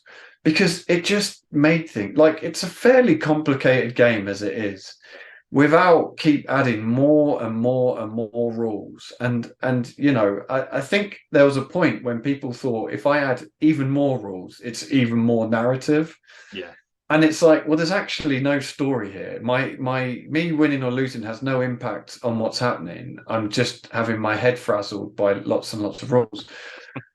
And I think it does affect people's gameplay, because at the end of the day, people say they want a narrative event, but they also want to have a good time. Yeah. Yeah. So that's interesting. So just to sorry to interject there. No, yeah. I think you raise a really good point, because often when people describe narrative events, and certainly when I've been to narrative events before, they'll often have random shit going on. Like, okay, this turn we're going to not have any interceptor. So you've built a list around the fact that you've got a couple of units with augury scanners to deal with any deep strike. Yeah. And then somebody deep strikes against you at that exact moment. And you're like, fuck, I actually can't deal with this. And now because deep strike's so fucking powerful, like I can do fuck all. Yeah. And it happened to me. I basically created like war gear, and I had little tokens, so I could give it to someone. So the rules are in front of them. I do find the rule is, if you have a single rule and it's written in front of you, it's probably not as hard to remember as a whole list of different things happening. And then basically, if people had been playing hard games, then I would start handing out these things to kind of try and improve their enjoyment, because no one likes to just keep getting beat. As much as you can say you're a narrative player, you don't want to go to an event and get absolutely stomped on for 4 or 5 games, because there's no fun in that. It might be narrative, for whatever the fluff is, like the traitors got beat and you got absolutely stomped because you're the worst of the worst, blah blah blah. But no one enjoys that. You don't play the game to get absolutely battered. But then I remember one of the missions, I gave someone a couple of these war gear things because they've been doing bad. And actually their list was it was what we were talking about. Their list was the perfect counter to their opponent. And then these war gear things I gave to them was just the cherry on top for him to absolutely fucking windmill this poor person all over the place. And at the end of it, I was like, fuck, I wish I hadn't given him it now. But yeah, it's interesting about additional things as well. It's hard, isn't it? And it's hard. Just to say about additional things. So at the first Actium event that I ran, each planet or each sector had a different rule that you could play if you wanted to with your opponent's agreement. No, sorry, that you had to play, actually. Sorry, you have to play. And basically, everyone just didn't bother or forgot. And it was funny because you see a community online that's desperate for like stuff that's narrative. And I suppose the risk is if you just keep on adding rules, that doesn't make things really narrative. You might think it does, but actually sometimes it makes it more complicated. And by the next event, I basically had to incentivize people to do it by saying, if you play with these additional rules, you'll each get 5 victory points each. Right. And then people were interested in playing with these rules because they were interested in gathering victory points either for their teams or for themselves. And I thought that was a really and then everybody played them. And I thought that was a really interesting one, because what that showed me was also that although people say they might like narrative behind the planet, whatever, number one is they probably only have so much capacity to be able to deal with additional rules. Yeah. But if you incentivize them, then they through victory points, then they're really interested in it. And I thought that was just an interesting one. But I suppose just to sum up kind of everything we said, basically narrative is a spectrum. Yeah. We have been to together excellent narrative events. I think of 30K Frontier and the ZM events that we've been to, where those have been narrative events, and we've had a really good time, really good time. And partly because the missions were balanced, we knew what we were getting into. It felt like there was purpose to fighting. And then at the other end of the spectrum, we've been to loose narrative events where there's been a vague storyline, but it's ultimately traitor versus loyalist. Yeah. And each of those can be good, and each of them cannot be good. But I think that it's interesting from an event organizer's point of view. Just adding shit in doesn't necessarily make something good. And I think that's a good lesson for me. But also, I went to an event recently where we were at a narrative event, and James was able to remove one of my units, and he was like, "Well, I'll remove the Reavers," and that was 350 points of my army gone. Yeah, that's fun. And I just couldn't. There was nothing I could do. 350 points. I'm now basically almost a fifth of my army down, and it's then inherently an unbalanced game. Yeah, and I think that's an interesting one, because that situation that game was just so one-sided. We might as well have just gone, "You'll win this." And I think there's ways of doing things like that without just being so blunt. And I think one of the best games I've ever played, one of the best missions I've ever played, was at Pete's 30K Frontier, where me and you teamed up together. So the whole event had been ZM. You've been playing your own game throughout, and then the last mission you paired up. So 2 loyalists and 2 traitors were put together, and basically the loyalists had to hold the line, basically, didn't they? Do you remember this? I do. It's excellent. So you basically had 2 gates on a ZM board that you had to protect. You had to stop the traitors from getting through there. And the traitors, every time you removed a unit, I think it was, or a unit was down to a certain percentage, it could be taken off the board and redeployed in full. So it was a constant wave of traitors coming at you. And it was really simple, but it was really clever. Basically, the traitors' deployment zone got closer and closer to the loyalist deployment zone. So every turn, it moved forward slightly. So by the final turn, like these units were just coming on kind of like 12 inches away from you. And it was fucking brilliant. And you didn't feel like, oh, I've had like my units taken away from me. I'm playing 3,000 points against whatever. Although, the traitors had fucking thousands and thousands of points. But it was just fucking brilliant. It was a brilliant mission. Like, Rob lost us the game. That sounds right. So, but what's critical there is that it had a number of factors, which is not only was there a narrative to the event, traitor versus loyalist, a planet about to explode, but game design. It had been well play tested and well written. Yeah. And I think that's the thing about narrative events, which is that you can't just write a story, hash together some additional rules, and hash together some missions that haven't been thoroughly play tested.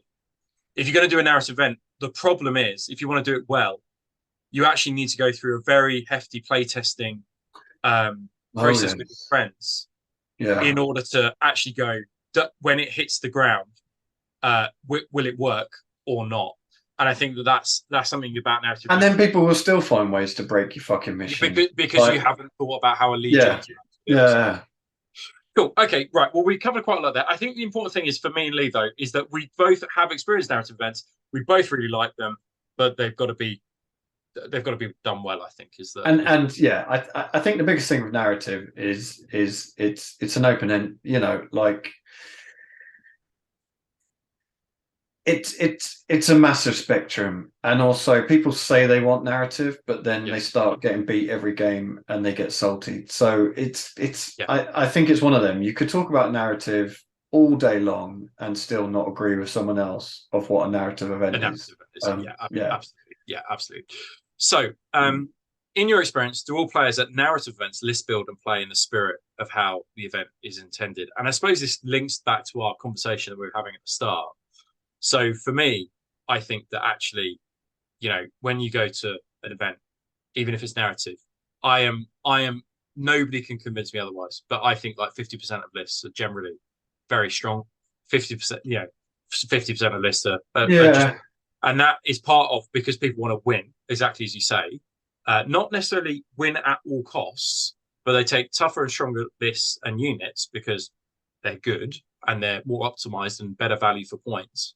But also they want a game where they know that it's either going to be close or that they can win. And I suppose the ideal is that you have close games, that the victory points are 6-5, or 5-5, but it's not swingy. That's always, in my experience, the best games where they come down to the last turn. Yeah. But I also think that rare are the occasions where I find that people don't play in the spirit of the game. People can get salty, but I find, in my experience, people get salty when unpredictable shit happens. Yeah, and I'd agree with that. And unpredictable shit. Not that it's a dice roll, but there's something that you just like. I did not plan for this in any way. I didn't expect my opponent to be able to take 500 extra points or whatever because that's what the rule is. So people, I suppose, want fair games. And I think probably when you go to an event, 99% of people want a fair game. Yeah. But because of the reasons we've spoken about, there's going to be loads of variations in what people describe as a fair list, I think. Yeah.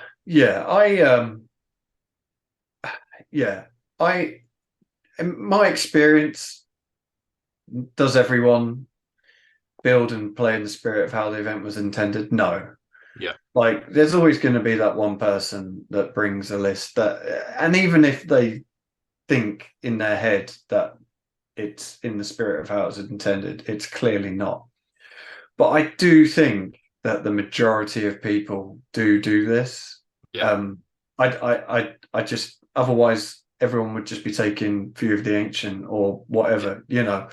You don't really see that. No, and I do think that I think most people, even if they create a dick kicking list, a lot of the time it wasn't necessarily intended. Yeah. But yeah, again, it's a spectrum of people, isn't it? One person's fluffy list is another person's dick kicking list. Like, people are different. My idea of a narrative event list would be completely different to someone else's. So yeah. It's complicated. Okay, well, let's go. It's hard. I mean, your experience is always going to be different to someone else's because we're all fucking different. So, yeah. So let's go to the next question, because I think this is a really important one for me, and I've got some strong opinions about this. So does the UK event scene currently cater for those who wish to play more tactically and or competitively? If not, why do you think this is?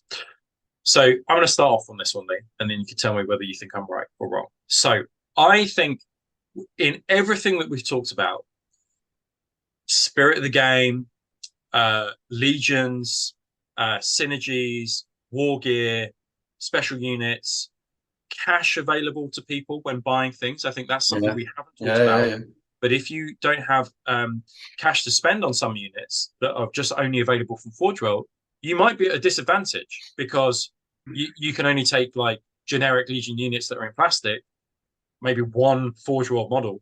But somebody with lots of disposable income is going to be able to buy more probably powerful units. Galvor back as an example, Mara Girl, because they're only available from Forge, right? So we haven't had that conversation, but I think that's that's a fair point. Money is, I think an interesting one. But I am of the opinion that there are a group of players out there, and I would put myself in this bracket, that are quite motivated by the rules, understanding synergies within the game, what works well together, what doesn't work well together. And then because they've thought very long and hard, I'm not saying that not everybody at an event doesn't think long and hard, but perhaps there's more people who think about it more on a daily basis. For example, I know that on a WhatsApp group that me and you were on, there are a number of people on there, very good players, but every day we would have a conversation about Horus Heresy. Yeah. And every day, either a rules discussion takes place, a synody discussion takes place, a list discussion takes place every single day, if not a couple of times a day on that group. Yeah. So, and then we also voice note each other on that group. to be like, this is my experience. What could I have done differently? This worked well. And then you're feeding data to one another, right? Yeah. So I'm constantly, and actually doing this podcast has made me over the past 18 months, especially the tacticas think, wow, this works well together. I hadn't considered this. Yeah. True. So I think that there is a group of people who think very long and hard about these things. And then when they go to events, their lists, because they're almost sharpened and honed in such a way, when they come across a list that perhaps people have just gone, I've just put this together because I just really like these units, right? Like that's where also there can be issues against where they do extremely well. So it might not just be that they're powerful units, but it might be the synergies within the list and the thought process behind the list meant that the list works and functions very well against one another. Now, my thought for a very long time, particularly, and that's been enhanced over particularly the last 12 months, is that I don't believe the UK really caters for people who want to play in that style. I think that 99% of events in the UK, certainly the bigger events, describe themselves as narrative events. And as we just had with our previous 3 questions, the problem with narrative events is that everyone's understanding of that is super different. And so when you turn up, you kind of like, there's so much variation for an event organizer to consider here. Undoubtedly, some people are going to have bad games. Whereas if you had a tournament scene and setting, what it means is that you go in with your eyes wide open, going, you will face very harsh lists, or what you understand as very harsh lists. Whereas a narrative event, you're actually going in, a narrative event, you're going in with your eyes closed because you actually don't know the level of where the lists are going to be pitched at. Yeah, and I think that is the fundamental problem. And I think that if Heresy had more of a tournament scene, what it would mean is that these guys who want to take very strong lists might get that out of their system at the tournaments and feel like when they come to a narrative events, they could take something a little bit softer, something that actually, they just have banged together. They're not thought too much about. They want to give everybody a good time. But because we don't have a tournament scene in the UK for Horus Heresy, it basically means that all players of all denominations, of all kinds, have to go into a melting pot of narrative events, which means that people's experiences of those games are super variable.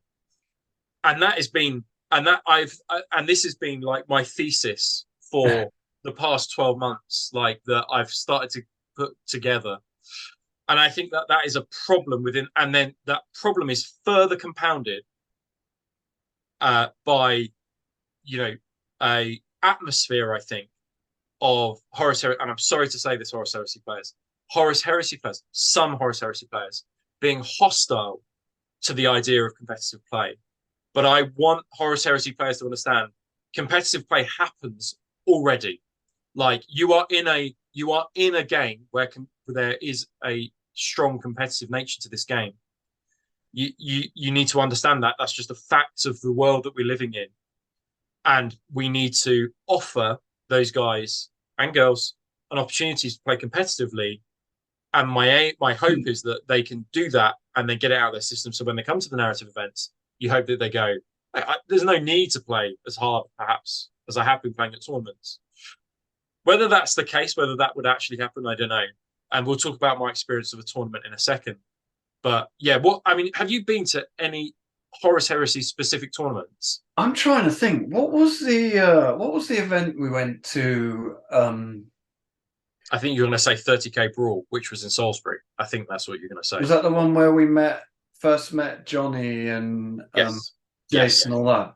And that was before now, and that was 10 years ago, Lee. That is the only tournament. So I would say that is probably the only event I've ever been to that hasn't pretended to be a narrative event. It was just a tournament, wasn't it? It was just a tournament. And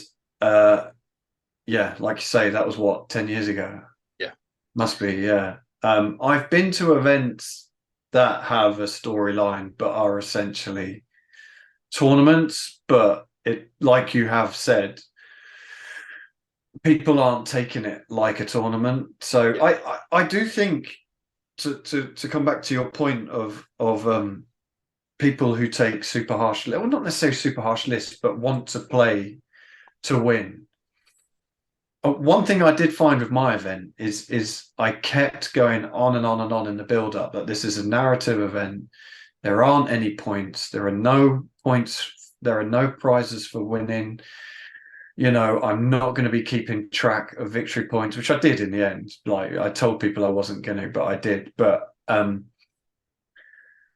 people did actually come up to me and say, I was going to bring this, but then I actually didn't bother. I brought this. And so I think if you do want to run as narrative as possible, you have to tell people what they're coming to, and you either put restrictions on lists, or you tell people like, don't bring bullshit. And then for me, when I ran my event, I had negatives as well, so I could give people negative, which I didn't actually have to do against their army if their army was too harsh. But that's sorry to interject here, Lee. And this is, I think, one of the fundamental problems I think that can happen with narrative events, which is that, and you've actually turned it on its head, which is that often the way that event organizers, and I'm going to say this, and I'm saying this as myself, I have made this mistake before, and it only became apparent to me when I went to an event as an attendee. So I'm not saying I'm including myself in this. Yeah, I know exactly what you're going to say. If you win, you get a buff to make your army even more powerful. That makes no sense. If you lose, it like you should be getting, that person should be gaining a buff, a reinforcement buff of some kind. You know, the War Master sent this thing to help you because you're completely fucking incompetent. Whereas Sanguinius feels that you've done so well, you know, you can manage the battle independently. You don't need anything. But we've got this thing where we're like, oh, if you earn the victory, you can get extra stuff for your team. Well, that's fucking useless for the people who are already losing and losing really harshly. And so, that's partially where my original idea of if you're winning, you get less points for a list came from. I mean, some listeners, we've mentioned it before, but I mean, when me and Rob first kind of got into Heresy, our Heresy group was in Cambridge was a really big group for the time, and I used to run like campaign weekends, didn't I? And that was one of the mistakes I did in those campaign weekends. But essentially the campaigns used to run around. You were attacking a planet. You fought missions to hold certain objectives on that planet. If you held that objective, you got a boost, and it was exactly that. It was, you know, you got, I don't know what it was, like +1 armor penetration to a weapon or something, you know, whatever it was. And then it took me a while of running those events to realize, like, actually, if people win the first mission, you know, if people do really well the first mission, the teams, they're probably going to win the whole weekend because they're going to get all the fucking goodies. And it's the opposite of what you need to be doing. It's a hard. It's interesting, isn't it? Anyway, so let's go over to our next question. So, would you attend the Heresy tournament? Could you give a reason to this answer? So, I mean, I would. I would, because I want to test my mettle at a Heresy tournament. So, you know, end of discussion. But yourself, would you go to a Heresy tournament, do you think, again? I wouldn't say 10 years on. It's a hard one. I would go to a Heresy tournament, but it would certainly not be my top choice of an event to go to. Interesting. If and it would be way down low on my choices of what I would go to, and I can tell you why exactly. And it's the exact reason why I personally got into Heresy. So I got back into the hobby 6th edition 40k. And I remember going along to our club in Cambridge where we had 40k players that had represented England. And I'm like, oh, I've built this list. It's like, you know, the Dark Angels third company, and I've got these tactical Marines and this, that, and turn one, fucking blam, they're all dead because this guy's Tau army has just fucking crushed you in one turn. And I played, and then I did the exact thing of like, well, that went shit. What can I add to make it better? And then my list moved further away from being fluffy and cool and more into what can I do to win. So when Rob gave me a taste of the heresy, it kind of was exactly what I was looking for. It was like, finally, I can run lists that I want to run, that are cool, that are themey. I can base it on a theme. And I might not win my games, but I'm not going to get crushed turn 2 by some absolute bullshit that has purely been made just to beat your opponent. But then this comes back to the question of what you were saying of, should there be heresy tournaments? I kind of think there should be. Yeah. Like, would I necessarily want to go? No, because it's not why I got into the hobby. But there are people that would like to play that. So why not give them? And actually, like, it's interesting you say that, because I would not put you in the category of people who take lists that are super harsh. I'd put you in the category of people who just want to play for a bit of a laugh. You like modeling. I will literally build middle tier army. Yeah, I think looks cool, and you know, like. But you're exactly the person I want to protect at the narrative events. That's the thing. But then it's interesting, isn't it? Because I very rarely get salty. I have got salty at missions at games before. I'll put my hand up and say I've got salty. Not in second edition, more in first edition. So I loved the idea of Terminators running across the table, and the perfect counter to Terminators running across the table in first edition was your artillery, your Medusas, your strength 10, AP 2, whatever they were. And you wouldn't get a quarter of the way across the table before half your army's been removed. And you get bored of it and you get a bit sick of it, because it's kind of like, well, actually, I want. And I've played armies that are actually fluffy as fuck. They completely fit their narrative, but I'm just like, this is bullshit. Like, you know. That doesn't happen in second edition because they've completely nerfed fucking artillery, which I'm kind of glad about. But, you know, like I say, when I played my World Eaters, I didn't give a fuck. World Eaters are basically the orc players of Heresy. Like, I remember charging Angron single-handedly. I can't remember what it was at. And I remember the guy saying, really? I think it was Killer I was playing. And it was like, really? Are you sure you want to do that? And I was like, yeah, fuck it. It's like, but I'm going to Overwatch you. You're not going to make it into combat. And I was like, yeah, but if he does, it'll be cool, wouldn't it? And he didn't make it into combat. He got shot to pieces because he had a 3+ armor save. But I didn't give a fuck because it was great. And that's the most World Eater thing possible. But not everyone is like that. And not everyone wants to play that way. But again, like you say, I would play at a Heresy tournament. I would give it a go. I would expect to do very badly, but I would go into it knowing that I'm probably going to do badly. Yeah. Okay. And so I think that's the thing. Minimum expectations. I think it's setting the standards way before you run your event. For whatever event you want to run, I think that is the key, is setting people's expectations. You know, if you want to run a tournament, you need to let people. I mean, we'll come into the pros and cons of running a Heresy tournament in a bit. But I do think that is one of the key points is you need to let people know that that's exactly what you're getting yourself in for. But also, like, at that first that event, the tournament event, I got to a point where I think if I was playing Liam, and if I beat Liam, I think you and who did you play in the last game? Oh gosh, I played Simon's brother. I can't remember his name now, but I remember. No, you played. Oh fuck, what's his name? Oh, I can't think. But you were basically the top table to finish second and third. Sorry, first and second. First and second. And I Just to say, realized I won that tournament.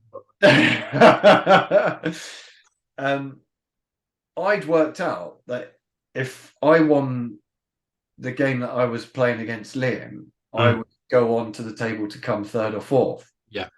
And I got really fucking competitive. Yeah.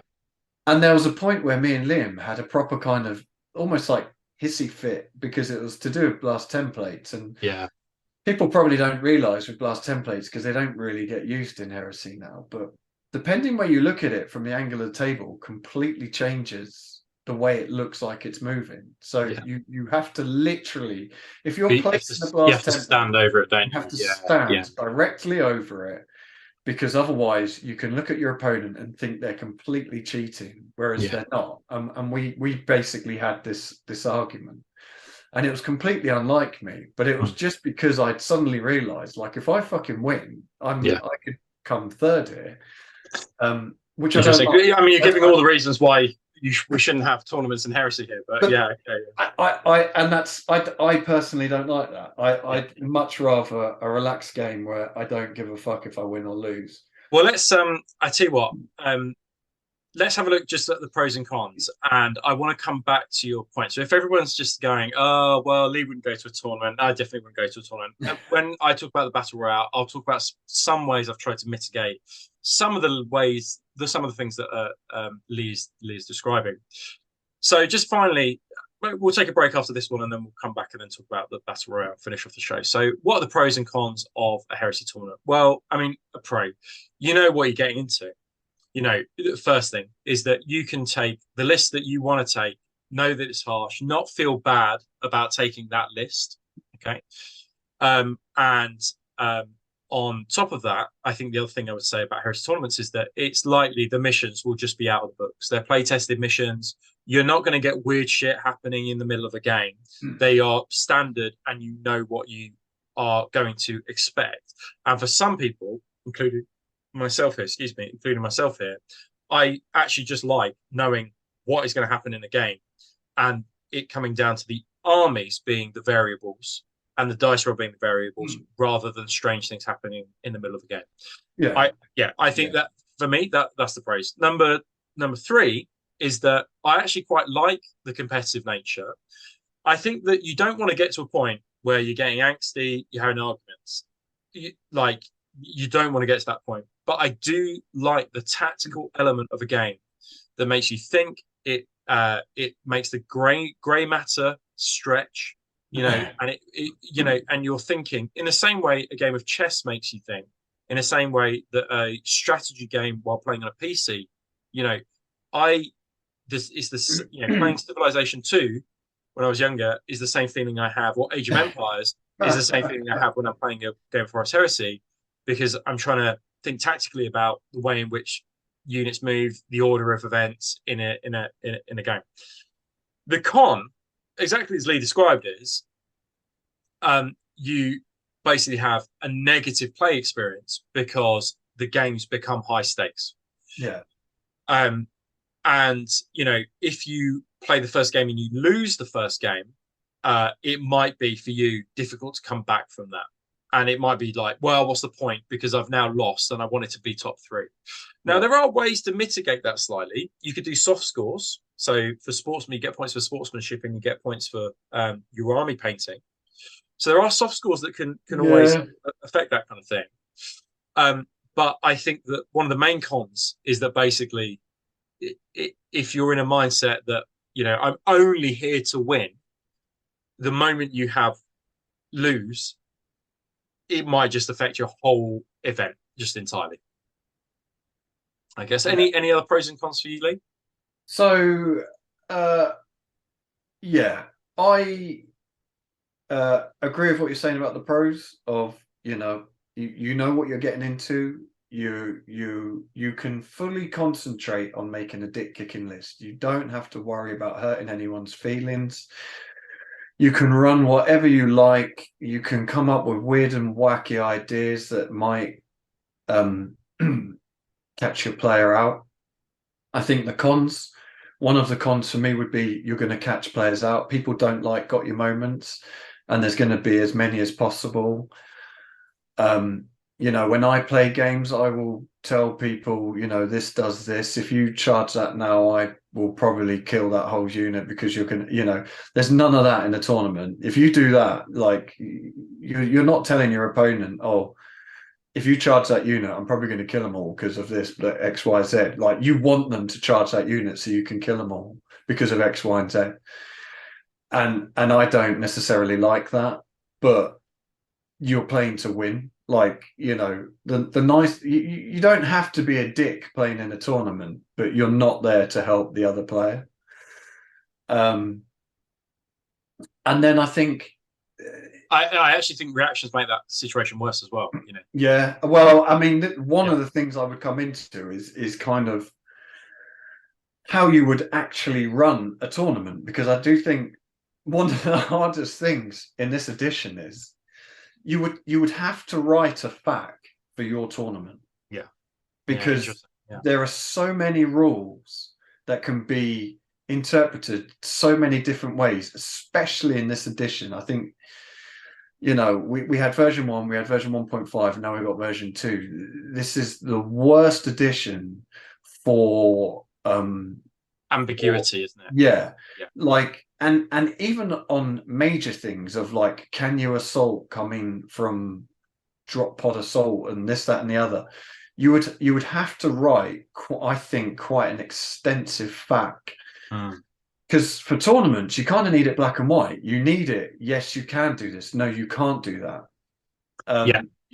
It's interesting that, because I didn't do a FAQ, but we had technical questions that came up. But I think if your EO is generally pretty okay with all the technical questions and what the things could be, then I think fine. And I think players would want to know before when they write their list. They don't want to write a list and then be like, well, this might not work. So I know for 40k, I don't know if it happens nowadays, but I know, so 40k tournaments, obviously 40k is and Age of Sigmar, I presume, I don't really know. You had your ITCs and whatever the fuck they are, and they had extensive FAQs, so you knew exactly what was going to happen if you did this, that, the other, because people didn't want to write a list and then they turn up, go to do something, and then the EO turns around and says, no, you can't do that because we've ruled you can't do that. Stuff like that kind of needs to be in place before. And I think with Heresy, where it's at the minute, there's so many rules where when you go to an event and you probably don't even realize you're doing it, you'll just say to your opponent, yeah, that's fine, do it how you want to do it. Or I think it's done like this, but we'll roll the dice on it or whatever. It's very rare that people will go to an EO and be like, usually it's just because they want a third opinion. You know what I mean? It's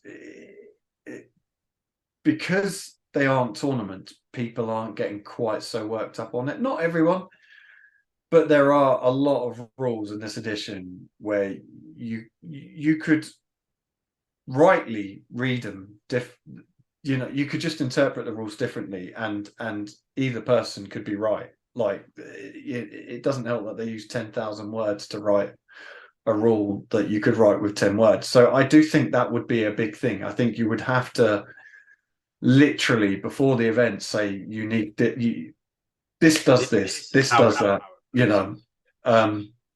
Okay, that's interesting and some food for thought. So what we'll do after the break is we'll come back and I will explain how I ran a tournament, and then we'll get Lee's opinion about whether we needed a FAQ or not. We'll get Lee's opinion about whether I did it right or not, and we will go from there, because I think that what we did worked well.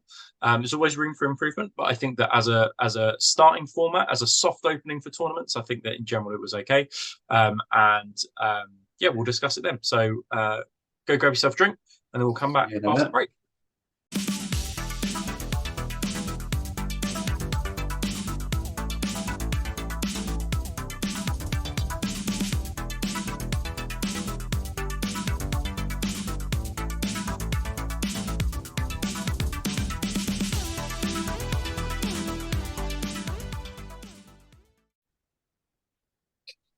Right, welcome back. So we're going to talk about a after all the chat that we had about Heresy Tournament. And I think it's also good, Lee, one thing I would say as I was going to the toilet just there, one thing I was thinking as I was going to the toilet was that it's good that we have different opinions about these things as well, isn't it? I think that you can have a different opinion about something and still be friends, and have a different opinion about something and still be polite. Disagree agreeably, I think. Yeah, absolutely. There'll be people out there shouting at the screen, going, "Oh, fucking tournaments are bollocks." It's like, well, just don't go to one. Go to them. Yeah, well, that's it, isn't it? Yeah, Easy. yeah, exactly. So, but I think that we've always tried to sell ourselves as people who are broad church. We want to try and include as many people in every kind of Horus Heresy type of game as we can. And yeah, I think that if the hosts have different opinions, I think that's only a good thing. So, the Battle Royale. So I decided to basically do a tournament. I've been flirting with the idea for some time, not really knowing how it would go. And we had, I think I had fewer tickets on sale for this event than I've had for previous events, as I knew I wanted to keep it smaller. And we had 12 people turn up. So I think that that's a smaller number for a Heresy event that we've usually had. So I think going in, I was like, perhaps that reflects the hunger for tournaments in Horus Heresy. So that's what I was thinking. However, then it became quickly apparent that I'd also put this event on at a weekend where there were multiple other Heresy events as well. Yeah. So that also could feed into it. So I think that it's still out. Whether or not it would be sell out and would be fully packed if we did a Heresy tournament. However, on the day, I actually found, and on the weekend, having a smaller number of people for almost a soft launch of a tournament actually was more beneficial than having a full contingent of 24 people. It was more intimate. I was able to speak to people on an individual level in a way that I hadn't been able to perhaps do with a 20, 24, 28 tournament before. And it allowed us to do a Royal Rumble. Now I'll get to the Royal Rumble a little bit later, but with more people, I think a Royal Rumble would be harder to do.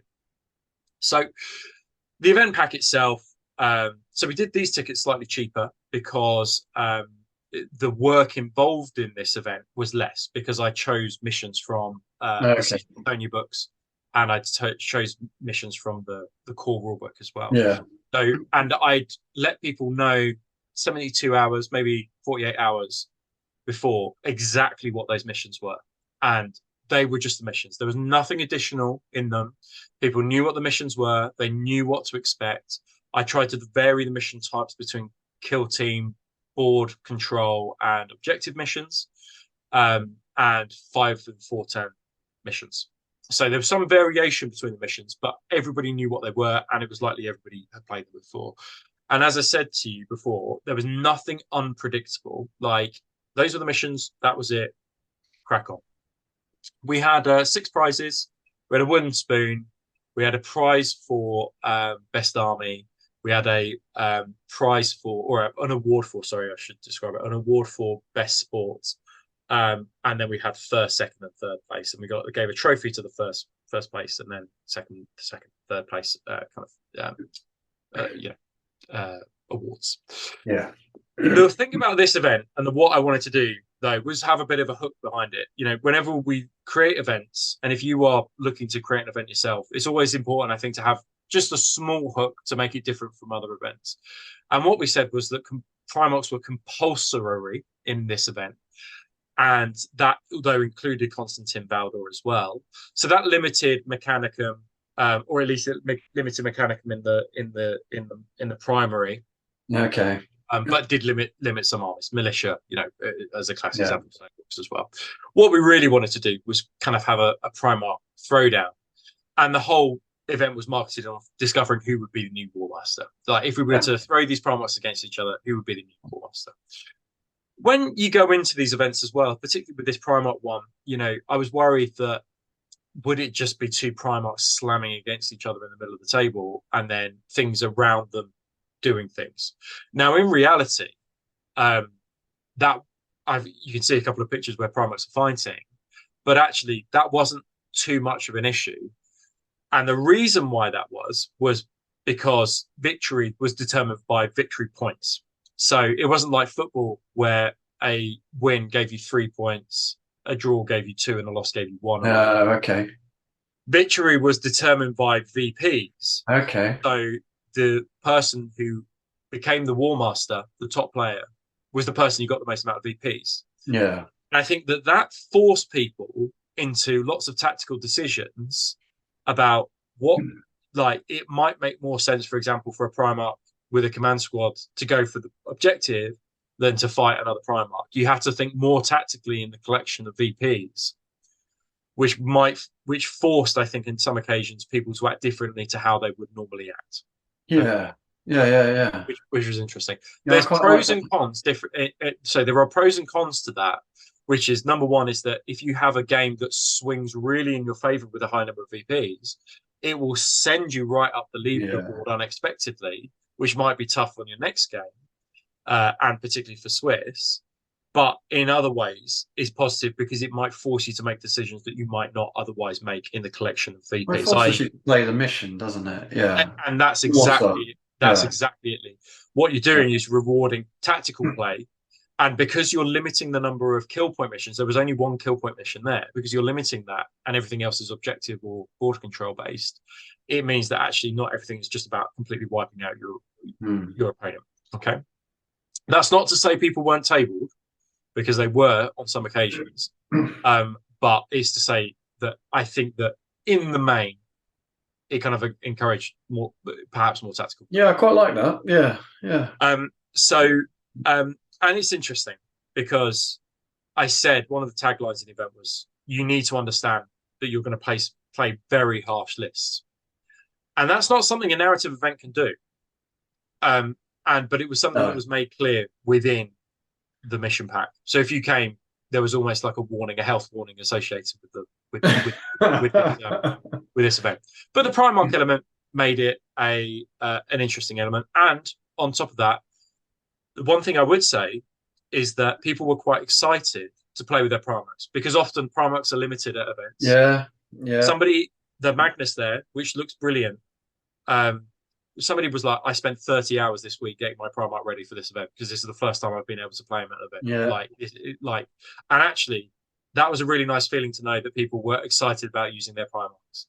And it allowed their armies to play in slightly different ways than how they would usually play because of the additional benefits, etc. Yeah. So all of that was really positive. Now, at the start of the event, and I did this at the start of every game, basically, I said there's a running order to how your game has to go. So first thing you have to do is introduce yourself. Second thing you have to do is you have to determine cover saves on your terrain before even starting anything. Because what I don't want later on down the line is arguments about what is cover, what isn't. And you need to thrash out what is a cover save, what isn't. Are you playing area terrain? Are you not? And you all need to be clear about that. Then your next step is to go through your army lists. If you've got a copy, give it to the other person, talk through it. If you don't have a copy, you have to sit down with your phone and go through the army list so that person can see it. And you need to tell your opponent what things do if they don't know.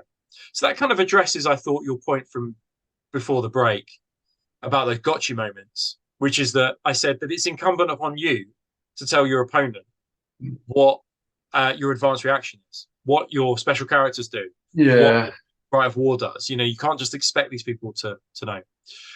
And then I kind of finished off by using a tagline that was in the rules pack for the Warhammer events, which I thought was brilliant, which is basically, it said, you have to accept that half of you will win and half of you will lose. Okay. You have to accept this. And you need to play. I understand it's a tournament, but you have to play the game in the spirit of how it's intended. What if there was a draw? That's fine. It was unlikely there was a draw. I think we had one draw across 4 games times by 12 over the week. So 48 games, we had one draw. But over an event, some of you are going to win and some of you are going to lose. That's the bottom line. So you need to accept that before you go in, and just accept it in the spirit of the game. Because we can be cool guys, so let's be cool guys. And actually, there was an award for sportsmanship, and I think that person walked away with a Duradio Dreadnought from what I recall. And actually, there were no prizes for first, second, third. It was just the awards. And then we had a cheeky little wooden spoon, and then a £35 voucher donated by SM Battle Reports for Best Army, and then a radio for Warrior for Renown. So if you played nice, paint your army nice, you were more likely to get something. So, but that kind of conversation that we had, I reiterated that at the start of every single game.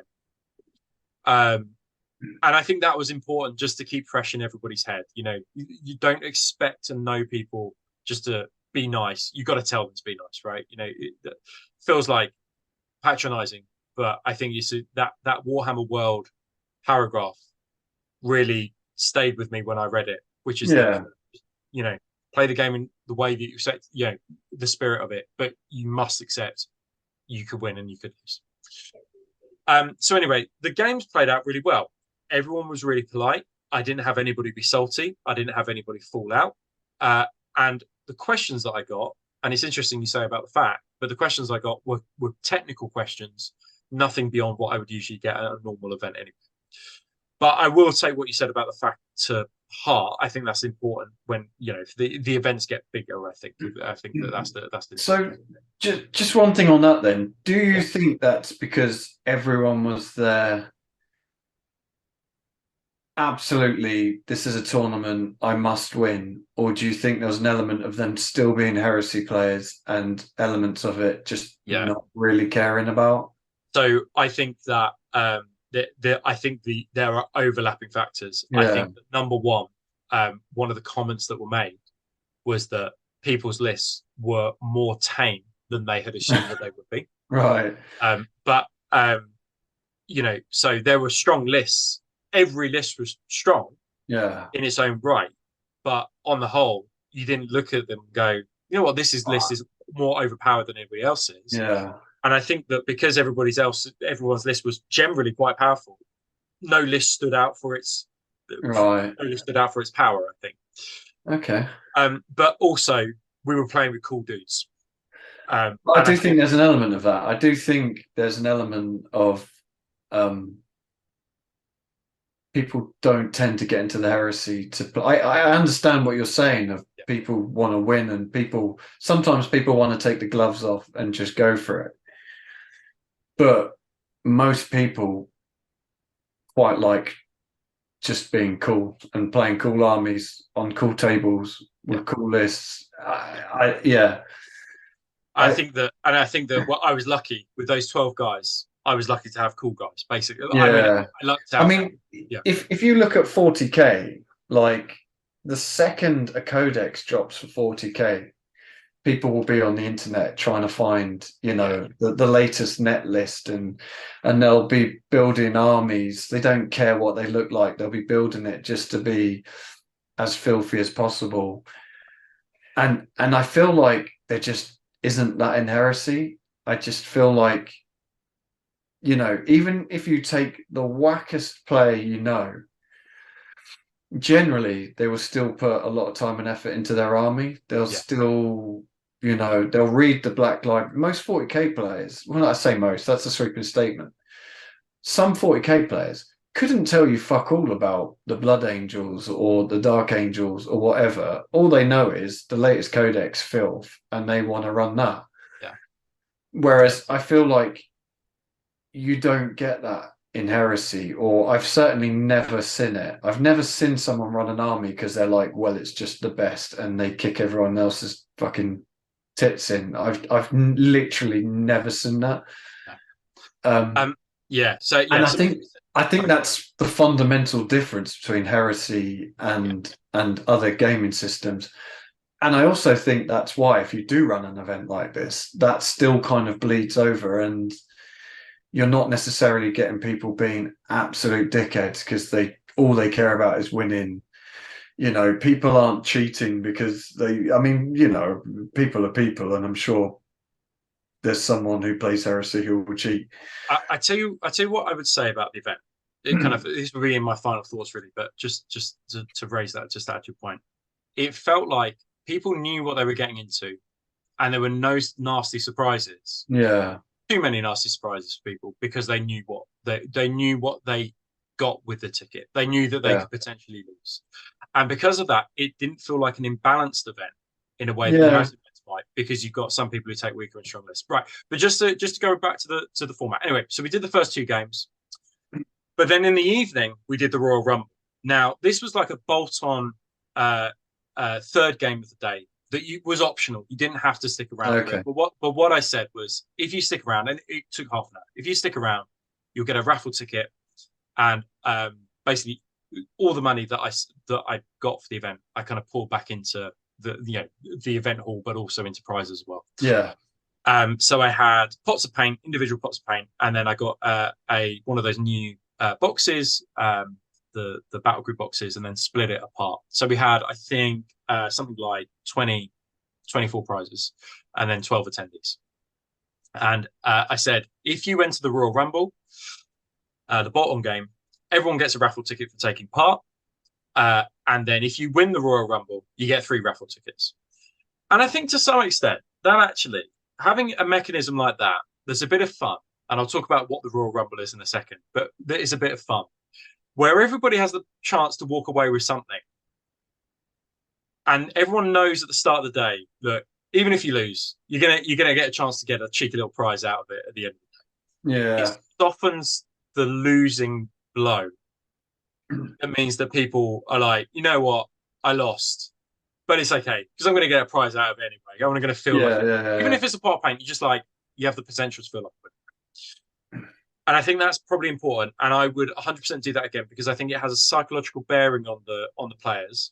But I also think the Royal Rumble was probably people's favorite bit. So basically, we did Primarch speed dating.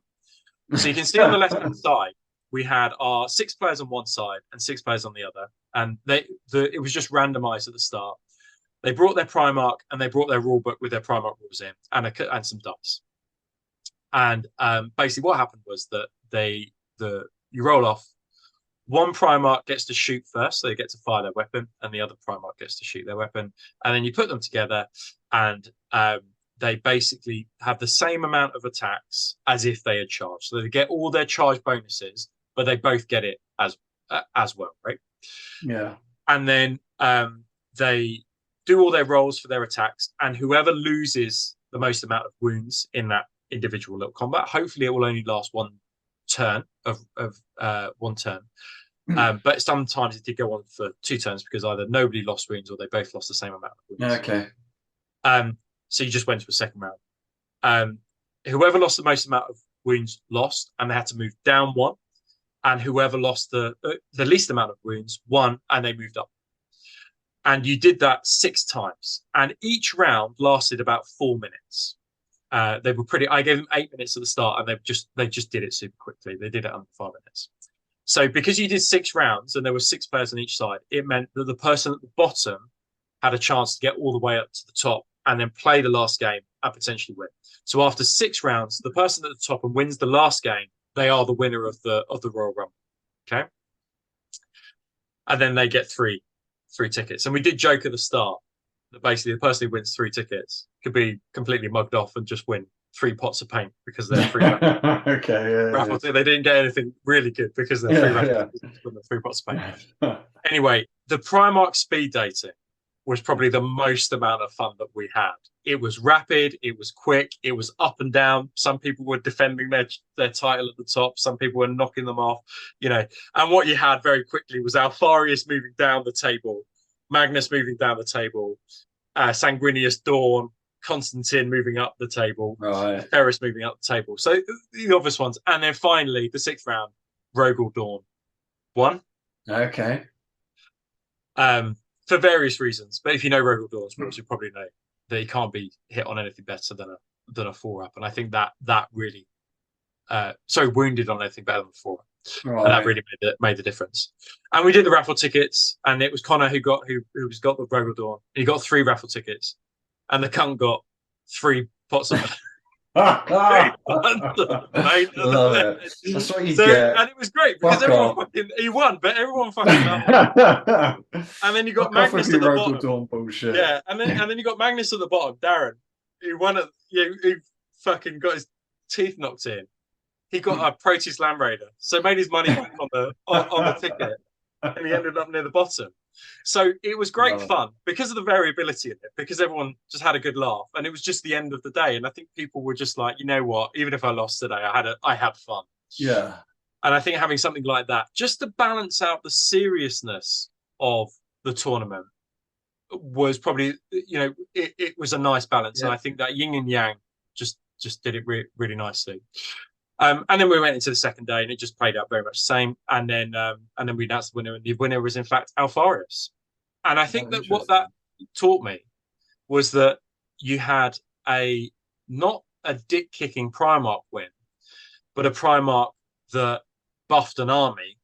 Yeah, that was the Primarch that won, and I think that was really telling, because it meant that player clearly played tactically in order to gain the maximum amount of victory points with an army buffing Primarch rather than a dick kicking Primarch. Yeah. And I thought that was a good lesson. So off the success of that, after the fun that we had on that one, I am going to run another Battle Royale. It is a tournament. You must take another Primarch. And I think the guys who came, I think in general, most of them, if not all of them, would say, yeah, you know what, I would go back again and do it again. So I think that this kind of proved to me that tournaments do work with some slight modifications, with the Battle Royal Rumble and balancing it out. But yeah, I think that it worked really well, and yeah, it was a lot of fun. So make sure you get a ticket to the next one. I got one question on that. Yeah. Do you think, because you said there's 12 players? Yeah. So 12 players is quite a nice group, because it's a small group. Everyone gets to know each other. You're kind of chatting. Do you think it would have an impact if that was 40 players? Do you think? Yes. And do you think that would be less fun if there was 40 people? Yeah. Yes. Okay, interesting. Yeah, I think that the atmosphere was really positive because it was so intimate. Yeah. And actually, you couldn't do a Royal Rumble with 40 players. You'd have to do 20 rounds. Yeah. So I think with the next Royal Rumble, where I had 12 people, I wouldn't really want to go above 16. Okay. Because I think you've got to keep it small. You've got to keep it intimate. And I think that's what works best for this. I find it very interesting, because I also feel that the smaller player group with narrative gaming, the better the narrative experience. Yeah, it's interesting, isn't it? Because it's easier to tailor things. It's more intimate. It's funny, but my experience of narrative events are, the smaller they are, the better, the more fun they tend to be. So yeah, it's interesting. Yeah. So we haven't discussed that, but does the size of the event then impact how it goes, and perhaps another time. So we just go to the final one, because I'm conscious that we've been talking about this for some time. Heresy tournaments, yeah, no. I'm going to go yay. Obviously, I would go yay. How about you, Lee? Yay or nay? So you've convinced me. I will say yay. I'm certainly more interested in going to, and actually, it's funny, because the tournament we went to however many moons ago was actually quite a small. Yeah, it was event. No more than 12 people. I think it was when we first met Johnny and Jace and Killer, and I mean, I'm still in touch with most of those people to this day. So it started a beautiful relationship. Yeah. And some of them aren't even in their hobby anymore, but I still get a message from them once in a blue moon. Not because they played in the tournament, just to add that they haven't left hobby because they were in that tournament. There's not a correlation to it. So. But yeah, I would be far more interested.